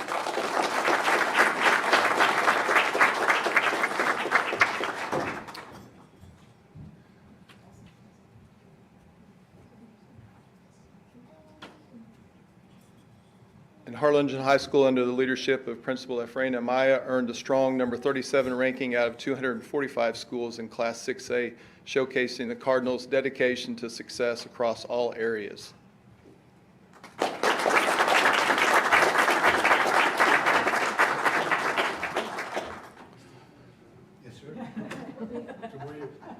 The Lone Star Cup is a prestigious measure of comprehensive success, and these rankings are a testament to the passion, talent, and hard work of our students, staff, and families. Congratulations to both campuses.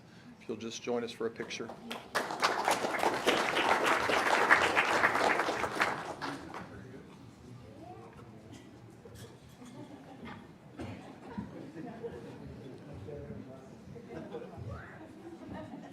right, excellent. Big smiles, everyone. Ready?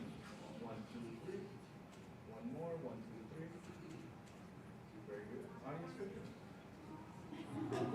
That would never happen with you. Now I want my own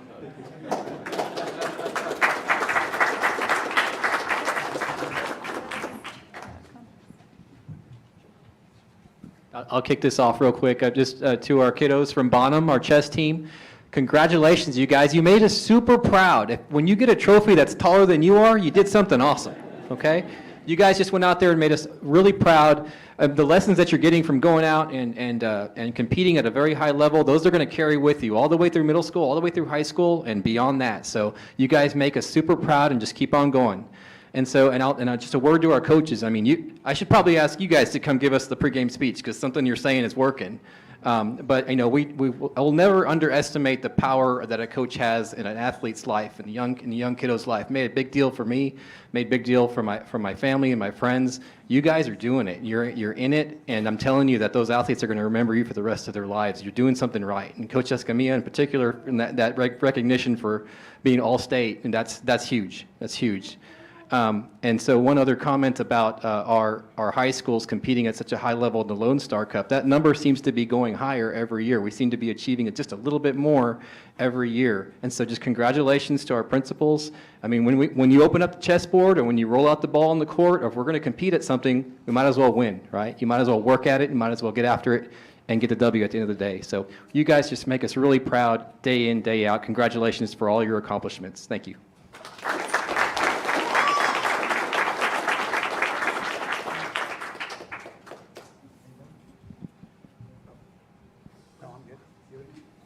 Congratulations to our young chess, not checkers, players over there. I mean, you guys are learning a skill that a lot of adults don't know. And I know that you're so young right now, but when you get older, you realize, wow, what I've learned in chess I can apply it to life. And of course, to our softball players, great job. Give yourselves a high five. Literally, give yourselves a high five. Give yourselves a high five, yeah. fantastic job. And I also want to echo what Mr. Leal said about coaches. I mean, it weren't for my coaches. I've had some amazing coaches. Coach Longhoff was one of my coaches. Coach Keelan Don was one of my coaches. There's just a long list of amazing coaches that influenced my life, and I know you had coaches that influenced your life. So I want to leave you with this little piece of information. Whenever we're interacting with our kids, when we're interacting with our students, whenever we're interacting with our players, they're going to remember you. Everything we say, everything we do impacts their lives in such an immense way. Of course, you guys are here because you're doing that, and you're doing that over and over and over. And I want to remind the audience that the definition of a coach, and I know I repeat this a lot, but it's important. The definition of a coach, right? A stage coach gets you from point A to point B. Our coaches are getting our students from point A to point B. Oftentimes, the coaches see something in the future that our students don't see, and they go above and beyond to push them to that place. That's why you guys are amazing coaches, so congratulations.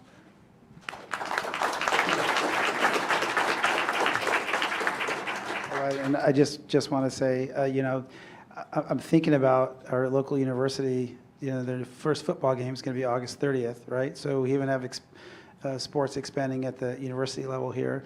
And I think, with what Harlingen is doing right now in softball, women's softball, I think that, there's a lot of chatter about maybe, a lot of folks want to see, the collegiate, women's softball at the collegiate level at URGV. So, we just need to find some money and some land and some stuff like that. And but I think you all are an inspiration, and I think Westaco I think the success is going to continue. So we're so proud of you guys, and so proud of the coaches for being an inspiration for our students. You guys sell the kids on themselves, and that's amazing. And you get them to just see and reach for higher goals and aspirations, and it leads into the classroom. It leads into other aspects of life for them. They're just building their character and just great young future leaders. And we'll see you up here someday on the dais, some of y'all. So congratulations to all of y'all. Congratulations to our principals. Y'all do a remarkable job of inspiring our kids, and not only in athletics, but on competition, UIL, but also in the arts and in the classroom. So thank you all so much. And I think Dr. Corton has a few words.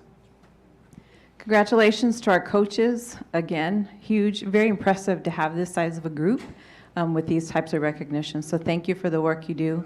Huge congratulations to our girls. You got a lot of heart out on that softball field. And every time I go watch you, I'm amazed because I look at you and I think this is what a team should look like.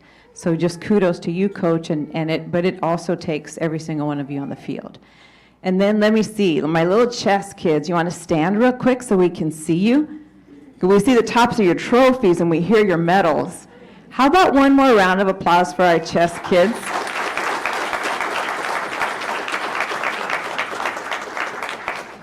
Thank you all for all the work that you all put in, because it's hours and hours and hours.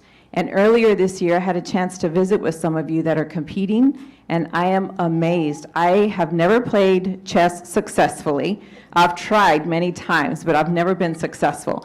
So one of these days, I need to come and sit with you all, because what you all are learning in those chess games is going to really push you to the next level. So just a huge congratulations to you. Thank you for all the time that you put in. And parents, if you are a parent of any of our students or our coaches, any of our students over here, would you please stand? Chess and athletes.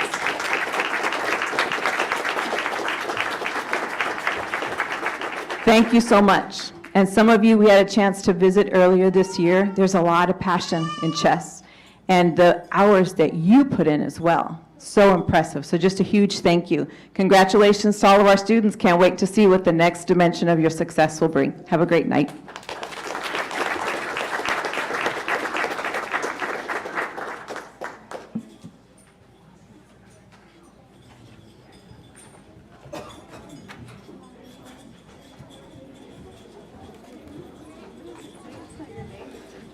Oh.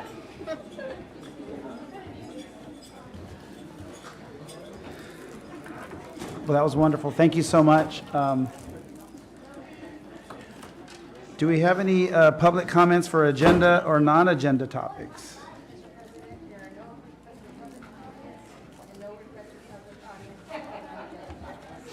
Awesome. All right. for Dr. Muniz to come back.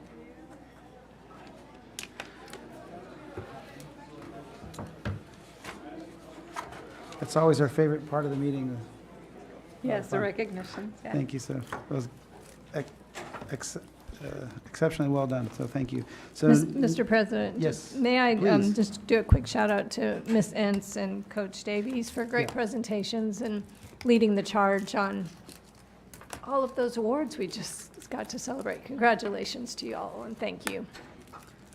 Absolutely. Thank you, Mr. President. Absolutely. All right, at this time, we'll move into our next item, the approval of consent calendar. How does the board wish to proceed? I'd like to move approval of the consent calendar as recommended. Second. Motion by Dr. Reiner, second by Mr. Jaimes. Any further discussion? Hearing none, all in favor say aye. Aye. Aye. Opposed, nay. Motion passes. At the next item is Transforming Teaching and Learning Committee Report. Dr. Reyes.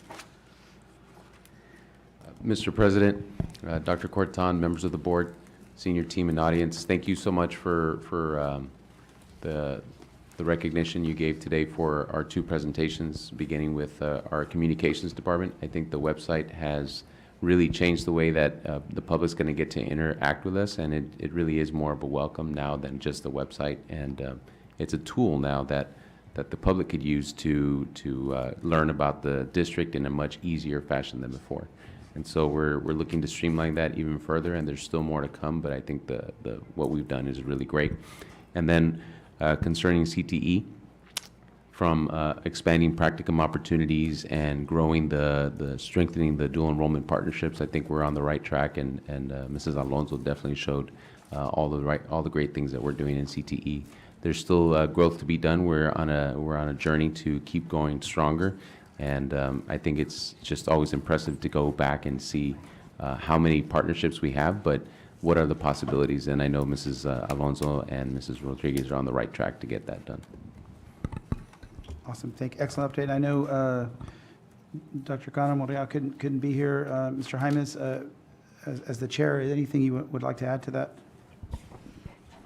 Excuse me. No, I just want to, again, that website piece I think is going to be very important in communicating, telling our story. So great presentations both by the website and where we're going with CTE is really something that I think that we want to be at the forefront of that and show other school districts where we're doing. So thank you all for the presentations, and that's it. Awesome. Thank you very much. This time we move to our next item, consideration for approval of MOU by and between Texas A&M chapter of Advise Texas and Harlingen CISD. I'll call on Ms. Dalia Garcia. Good evening, Mr. President, Board of Trustees, Dr. Corton, senior team and audience. The Advise Texas program, funded in part by the Texas Higher Education Coordinating Board and implemented through Texas A&M, places recent college graduates as full-time advisors in high schools to support students with college exploration, admissions, and financial aid. Through this proposed partnership with Texas A&M University, Harlingen CISD would host two Advise Texas peers, one at Harlingen High and one at Harlingen High School South. We've been in partnership with Texas Advise for probably since 2012. So we have a long-standing history with utilizing and leveraging their partnership. Our advisors work closely with campus counselors and staff to increase post-secondary enrollment and expand access to higher education opportunities. The cost to the district for this partnership is $15,000 per advisor for full-time placement. The university provides training to our Texas Advise counselors, and they do put in 40-hour work week, and contract starts August 11th through June 15th. So it is a full-time resource for our district with the Texas Advise counselors. This partnership supports HCIC commitment to increasing college readiness and access. The administration recommends the board approve the MOU as presented. Awesome. You have recommendations by administration. Any questions, further discussion? One question, Mr. Chairman. Yes, sir. Is this a renewal of an existing arrangement, or is it a new arrangement? It is an existing arrangement. We're just bringing it forward to review once again. Well, I think anytime you can bring Aggies into the organization, you're going to upgrade the performance, so all in favor? You go first, I'll go second, sir. I make the motion to approve. Second. A motion by Aggie, are you Aggie 1, he's Aggie 2? I don't know. Motion by Aggie 2, seconded by Aggie 1. No, I'm just kidding. Mr. Leal and Dr. Muniz, any further discussion? Hearing none, all in favor say aye. Aye. Opposed, nay. Motion passes. Excellent. I believe, Dahlia, you're taking the next one too. Consideration for approval MOU between Children's Advocacy Center and Harlingen CISD. Yes, good evening, Mr. President, Board of Trustees, Dr. Corton, senior team and audience. Through this proposed partnership with the Children Advocacy Center, Harlingen CISD campuses will have the opportunity to request and host age-appropriate student presentations focused on personal safety, abuse prevention, and awareness. This is an existing partnership. We've been with the Children's Advocacy Center for about 2 years now, and so we certainly leverage their partnership in supporting our mission for mental health and supporting our mission. These presentations are delivered by trained professionals from the Children's Advocacy Center and are designed to educate, empower students while supporting a safe and informed school environment. These presentations are catered from pre-K to high school according to their age groups and topics relative to those particular grade levels. The program is provided at no cost to the district and is coordinated in collaboration with campus administration and counseling staff. Participation is flexible and based on individual and campus needs. We do leverage the data that we do receive from our students' needs assessment in the spring and forthcoming in the fall to cater some of these presentations for individual campuses. This partnership supports HCISD's ongoing commitment to students' well-being, safety, and education through community-based efforts and supporting our mission for mental health and social well-being. Administration recommends the board approve the MOU as presented. Thank you, Mr. Garcia. Any questions or comments from the board? Just one comment, and I'm glad to hear about the tailoring of the presentation to the age of the students and the flexibility, and thank you to the Children's Advocacy Center for making this possible. I'd like to move approval as presented. I'll second. Motion by Dr. Reiniger, second by Mrs. Beto. Any further discussion or questions? If not, I'll entertain a motion. All in favor say aye. Aye. Opposed, nay. Motion carries. At this time, I'll ask Ms. Jennifer Maldonado to come up. Our next item, consideration for approval of Assistant Principal Residency MOU with UT Austin. Good evening, Mr. President, board members, Dr. Corton, senior team and audience. The Assistant Principal Residency Program is possible through a collaborative partnership with the University of Texas College of Education. HCISD received the TEA Principal Residency Grant Cycle 7 Continuation Grant for $225,000. The Assistant Principal Residency Program provides a 14-month master's program called Texas Principal Leadership Academy for all of the program participants. It also provides grant funding in salaries, stipends, books, certification exam fees, and travel cost. The program is aligned to HCISD's strategic plan, specifically goal number 3, providing differentiated opportunities for growth and advancement for future educators and future administrators in this case. It is part of our comprehensive educator pipeline system. The administration does recommend that the board approves the MOU as presented. Excellent. Thank you, Ms. Maldonado. Any questions, comments? Mr. President, I'd like to make a motion as presented. Motion by Dr. Muniz, Second. second by Mr. Jaimes. Any further discussion? Hearing none. All in favor say aye. Aye. Opposed, nay. Motion passes. Thank you so much, Jennifer. Next item, consideration for approval of award of proposals and contracts. Mrs. Ambriz. Thank you, Mr. President, board members, Superintendent Dr. Corton, senior team, and members of the audience. Tonight, we have 8 bids that we would like to present to you tonight. A few of them I would like to highlight to you today. We do have, the majority of these bids are locally funded. One is federally funded. We do have one for up to $160,000 locally funded for general merchandise and store shelf items, and this is a recurring expenditure. We also have included the data center Palo Alto firewall. This is a one-time purchase for technology. The amount is up to $181,000, and this is also locally funded. And then last highlight is the teacher incentive allotment expansion. This program, Imagine Learning in Edgenuity, is a recurring expenditure up to $143,000. This is locally funded as well. Do you have any questions for me on any of the other bids? Mr. President, just a quick question on Palo Alto firewall. And what's the expected life of the software? Is it as annual renewal, or does this last 3 or 4 years, or? This is a one-time purchase. It has reached the end of life. However, I am not sure, and Mr. Jaime Reyes is here. Okay. He can answer that question for you. That's a 5-year subscription on that firewall. Okay, so Expectancy is 7 years. would the expense be realized in 1 year and then it lasts that long, or do we amortize this expense over the 5 years, the 7-year period, or is it just a one-time? It would be fully expensed in Okay. the year of purchase. Mhm. Okay, thank you. Yes. Any other questions? This is an action item. If there are no other questions, entertain a motion at this time. Mr. President, I make a motion to approve. A motion to approve the award of proposals and contracts. Second. Second by Dr. Reinier. Any other questions? Hearing none, all in favor say aye. Aye. Opposed, nay. Passes. Thank you. And then Ida, I think you have the next one, approval of monthly tax collections. Yes, I do. Thank you, Mr. President, board members, Superintendent Dr. Corton, senior team, and members of the audience. Tonight, we'd like to present to you our June 2025 property tax collection report. From our original levy of $46.5 million, we have collected, as of the end of June, $43.5 million of that tax levy. That represents 93.47% of our tax levy, which is a really good target that we strive to make every single year, and we have definitely reached that goal for this year. Last year, at the end of June of last year, it was at 92% tax collection rate.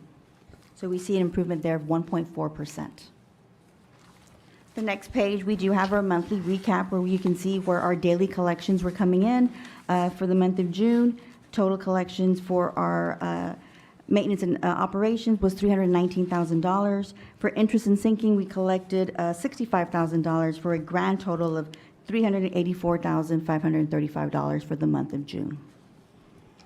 Do we have any questions on the property tax collection report? Any questions about the tax collections? If not, I'll entertain a motion at this time. Motion to approve the monthly tax collections as presented. Motion by Mr. Leal. Second. Second by Ms. Beto. Any further discussion? Here none, all in favor say aye. Aye. Opposed, nay. Aye. Motion passes. Thank you. And at this time, we'll proceed to our next item, approval of monthly financials. Ms. Ambriz. Thank you, Mr. President, Superintendent Dr. Corton, board members, senior team, and members of the audience. Tonight, I would like to present to you our financial statements as of the end of June 30th. Please keep in mind that this is on a cash basis only, and so even though we have reached the end of our fiscal year, we are in the process of closing out our books, recording other accruals for revenue accruals as well as salary accruals that may pertain to this last fiscal year that we just closed out. So this is interim, and we will be seeing the final financial statements as of June 30th presented to you by Carwiggs and Ingram in the month of November. So for our balance sheet, we do have a healthy amount in our cash and cash equivalents. In our general fund, we have $19.5 million. In our food service fund, we have $9.2 million. And in our debt service fund, we have $5.8 million. Total assets for our general fund is at $38.3 million. Our food service fund has $11.4 million in total assets, and our debt service fund is at $6.9 million. Liabilities in our general fund represent $12.9 million. We have a very small liability of $985 in food service, and then our debt service fund has liabilities of $1.5 million. And so our total fund balance for our general fund is at $25.4 million. Our food service fund is at $11.4 million, and our debt service is at $5.3 million. And moving on to the second page of our combined statement of revenue, expenditures, and changes in fund balance. For our general fund, on that third column there, on our actual receipts of revenues, we have collected in total $174 million as of June 30th. And then looking down at our expenditures, we have spent $184.4 million. With that, revenues over expenditures, and add that in our other resources from our tax maintenance note of $18 million, we have a positive excess revenues of over expenditures of $7.6 million. On the next page, we do have our food service combined statement of revenues, expenditures, and changes in fund balance. On that third column of actual, we have received in our food service fund account, $14.6 million. Our total expenditures for food service is at $15.5 million. So we have a small deficiency of revenues over expenditures of $927,000. Our total fund balance right now is at $11.4 million for food service. Very healthy fund balance there. And then lastly, we have our debt service combined statement of revenues, expenditures, and changes in fund balance. As of June 30th, we have collected $10.6 million. We have total expenditures of $9.1 million, excess revenues over expenditures of $1.4 million, leaving us with a fund balance of $5.3 million. And again, that's a nice, healthy fund balance for debt service. Do I have any questions on our financial statements for the month of June? May I ask one question, please? Absolutely. On the balance sheet, can you just tell me what might be included in the deferred inflows? On the balance sheet, on the deferred? Right, under general fund, there's like 3.3 million in deferred inflows. Okay, so that represents our property tax collections that are in a deferred. We haven't actually earned them yet, and so when we make our accruals at the end of our closing of the month, you'll see that change. Thank you. Any other questions? Mr. President, one more question. Please. You mentioned these statements are prepared on a cash basis. Correct. And so we literally closed this out last week. So very recent, hot off the press. Yes. And so there's more work to be done to balance. By when should we expect the accrual basis to be? We hope to have all of our payables paid out by the end of this month in July, and then probably have all of our reconciliations completed by the first or second week of August. Perfect. Thank you. And before I entertain a motion, I'll just, one more question. I just want to make sure that we're making adjustments as we go, whether it's tax collections that may be affecting our revenues, federal funds coming in or not coming in that may affect our actual. So making sure we're right-sizing our budget with actual tax collections, actual enrollment, actual federal monies, state monies, et cetera. And so I know you all are working on that, and thank you for your updates to the board on what's going on, because you know, it sometimes is a changing target and things like that. And so thank you. And I know we're getting direction from, you know, from Region 1, from TEA and everything that's going on. But we appreciate y'all keeping a close eye on that, so that way we have a actual picture of where we have to be, or else, you know, we get out of line and then we're over budget again. We'll keep on giving you those updates on a monthly basis, and especially at our next Finance and Planning Committee meeting, we'll provide any other updates on our federal funding situation that way. Thank you so much. You guys continue to do a great job, you in the business office, so thank you, Ida, for that. Thank you. If there are no other questions or comments, I'll entertain a motion at this time. Mr. President, motion to approve the report on monthly financials as presented. Second. Motion by Mr. Leal, second by Dr. Moniz. Any further discussion? Here none, all in favor say aye. Aye. Opposed, nay. Motion passes. And at this time, Mrs. Ambriz, would you please present the next item, approval of declaration of emergency for professional electrical engineering services for Memorial Middle School. Yes, sir. Thank you, Mr. President, board members, Superintendent Dr. Corton, senior team, and members of the audience. Harlingen CISD requested a quote to perform professional electrical engineering services for Memorial Middle School.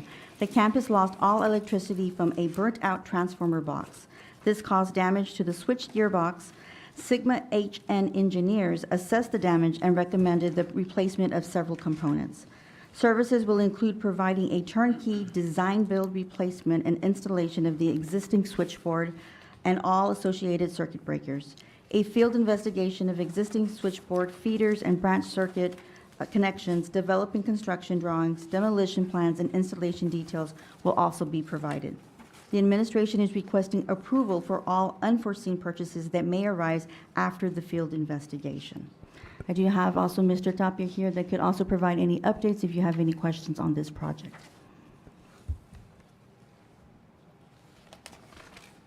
Thank you so much. This is an action item. How does the board wish to proceed? I just wonder, can I ask a question? Absolutely, please. So is this something that could potentially, do we need to assess other Can you areas? can you pull the mic up to you? Oh, I'm Just sorry, yeah. Is this something that preventive maintenance could address in other locations? Or is this just something that could not have been foreseen? This was, Memorial Middle School has several switch gears. This one, but this particular one services a mechanical yard for the chiller, the water treatment plant, the pumps, and so forth. And the enclosure, it's an exterior enclosure, had some rust, some very rust spots that with time, water finally started penetrating, which caused a major short, especially with the heavy rains we had, and kind of blew up the equipment. And we were able to, after a week or so, do some patch-ups with our maintenance guys with some metal panels and rewire some things and put it all together and turn it on. It is working now. So we do have air conditioning, but the engineer's assessment is that it's too far gone to leave it the way it is, because it could blow up again during the school year. Then we'll have to shut down the school or relocate the kids. So it's something that we have a lot of electrical components exterior that are aged, deteriorated, or rusting, that this has never happened, at least not since I've been here, but that could potentially happen. So it's something that when this happens, then we need to start looking at several, no different than when we have a light pole that falls from rust. It's a reminder, we got to start keep checking them all so that to get ahead of it. So this is one of those examples. So yes, certainly there's others that we're going to be looking at, and I know at Bonham there's one that it's not rusting, but it's kind of leaning, starting to put pressure on the wires, and that's something that we need to keep assessing and keeping an eye on. But So it's very rare that this So your happens. team is assessing to see if this is a risk elsewhere? Yes. That's a great question. Yeah, you want any follow-up questions? No, thank you. I mean, it's a great question, and I think, Dr. Cortana, I mean, I do think at some point in time, it might be beneficial for the board to understand where we are on deferred maintenance for all our facilities. I know that's a loaded question, but it's something that's, I think, smart for us to get ahead of and to talk about. Otherwise it costs you a lot more, as far as if you're in reaction mode versus a proactive mode. So I think deferred maintenance needs to be something that we discuss. And in fact, it probably should be something we discuss, on some sort of calendar. It's what responsible organizations do, especially with an organization with a lot of facilities like our district. So, Dr. Cortana, do you have any comments on that, or do you? I do actually. I asked Oscar to work with his team so that we can have a picture of all of our assets. What does that look like? What are the renewals going to look like? Because that's a huge division. And so to know what our investment looks like there is important. The other big area, of course, is technology and all of that department. So those are two departments. When you think of servers, if we lose a server, that impacts us very differently. And so it's about how do we become a little more proactive and schedule those items on just a rotating basis so that we have better line items for our fiscal planning. So both of those areas are going to be really important for us to come back to the board and say, this is where we are. Replacement costs on devices is another really big investment that we make. But again, it's about how do we start thinking about that strategically and putting it on a cycle so that we always have a line item and we know this year what next year's expenditures are going to have to look like. Yeah, and when we do have a 8-year capital plan that I update every year, every other year, and the problem is always funding. Well, what I had this year, we only did a third of it, so the rest of it all moves to the next year. Now, the next year's too expensive, so I have to spread them on down the line. And every year, it's a moving target if you don't have the funding to do it. But they're all on our plan. This one actually was on our plan as well. Another example is the Aquatic Center Dectron units. It's been running 12 years, 10, 12 years, 24/7. We're starting to have a lot of problems, so it's part of our maintenance tax note. We better address it now because that thing stops working, then we had to shut down the swimming program. So those are the things that are in our plans, but as funding is available, we will put them on the list based on the priority and needs. Yeah, well, thank you for, and I apologize, I didn't mean to suggest that you weren't, I mean, you're the best of the best as far as facilities in the business, as far as running public schools, and I didn't mean to imply otherwise. I know you're doing that. I guess what I was trying to say is, we, as a board, I think that we probably should, you know, have these discussions with you, you know, more transparently and probably in more public fashion. I think we need to have these discussions at some sort of schedule and whatever way that you and Dr. Corton see fit. But I think we're well aware that you all are doing all these things behind the scenes. But it would be good to present it at a facilities committee meeting, just to give you the updated information plan that we have and have feedback and back and forth discussion on things, So that's a good idea. I appreciate that. Thank you. And just as a side note, I will have a monthly touch point with Ida and Oscar and with Debbie as well, because a lot of the investment in our fiscal resources sits in both of these divisions. And again, it's how do we hit the reset button this year? We've reimagined a lot of systems, and that's one of them. How do we start getting ahead of some of these proactive measures? And how do we look at how to prioritize everything? So that's really what we're working on right now, and we can absolutely come back to you all and share those updates. I think those are going to be critical, and it's going to help us to plan better. And the ESSER funding was very helpful in catching up to $20 million worth of work that otherwise we wouldn't have been able, we would have been in worse shape. So we're not too far behind. No, sure, you know, but yeah, definitely we can discuss it. Unfortunately, you know, a lot of those monies we don't have anymore, you know, and some of those monies got us in a pickle too, because they're one-time monies were supposed to only be used for one-time expenses, and we got a little bit out of whack there, as did public schools around the whole country. So let's not, you know, but I appreciate that. I do think that we can have better discussions and learn what, you know, what our reality is, and what the future and present, you know, the maintenance, deferred maintenance situation is. But this team right here, with Dr. Corton at the helm, and you, Oscar, and Debbie, and we have the best team. And I think that one of y'all's strengths is knowing how to, you know, be creative and innovate systems and create new opportunities. You know, so this is, I think, another opportunity for us that'll put this district on a path for success down the road. So thank you. And I would be remiss if I didn't thank Oscar for his leadership in this. He moved quickly and swiftly, guided the whole team, and just his experience is so valuable. So thank you to Oscar.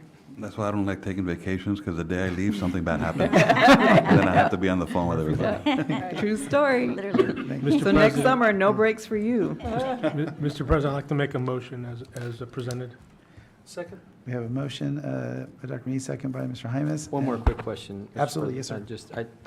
Did you say when the project would be complete, if we get this approval today, the switchboard?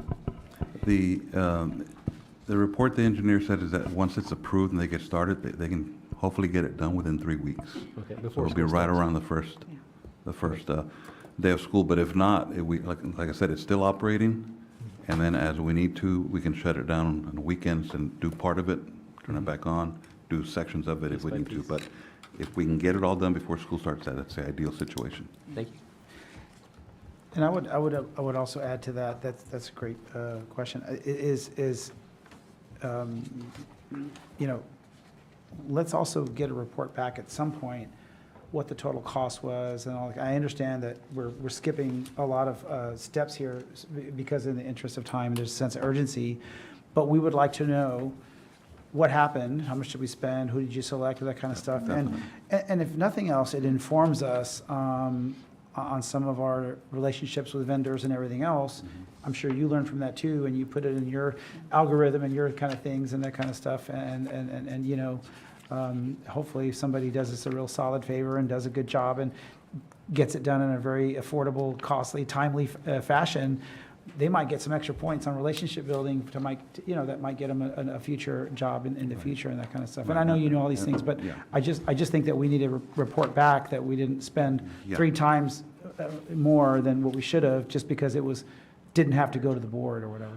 Right, and I will put it on the facilities reports. Once it's a project, I'll report. Thank you. The progress, how much we spent, what the assessment, oh, it wasn't as bad as we thought, or it was worse than we thought, Yeah. and any additional costs, but so Well, far. and you that also we've- have the ability to reject it and to do other things, and so hopefully you'll have that That's correct. conversation with Dr. Corton Yes, and let that's- us know where. Definitely. Thank you so much. So we do have a motion and a second. Any further discussion? Hearing none, all in favor, say aye. Aye. Opposed, nay. Motion passes. Thank you so much. At this time, we'll adjourn to close our executive session pursuant to Texas Government Code Sections 551.071, 072, 074, and 082, the Open Meetings Act for the following purposes: discussion regarding personnel matters, discussion of employment of teachers and other professional staff, discussion of employment of principal of Early Childhood Academy, and discuss employment of principal of Vela Middle School, and finally, discuss employment of Assistant Superintendent for Business Services. We're now in executive session.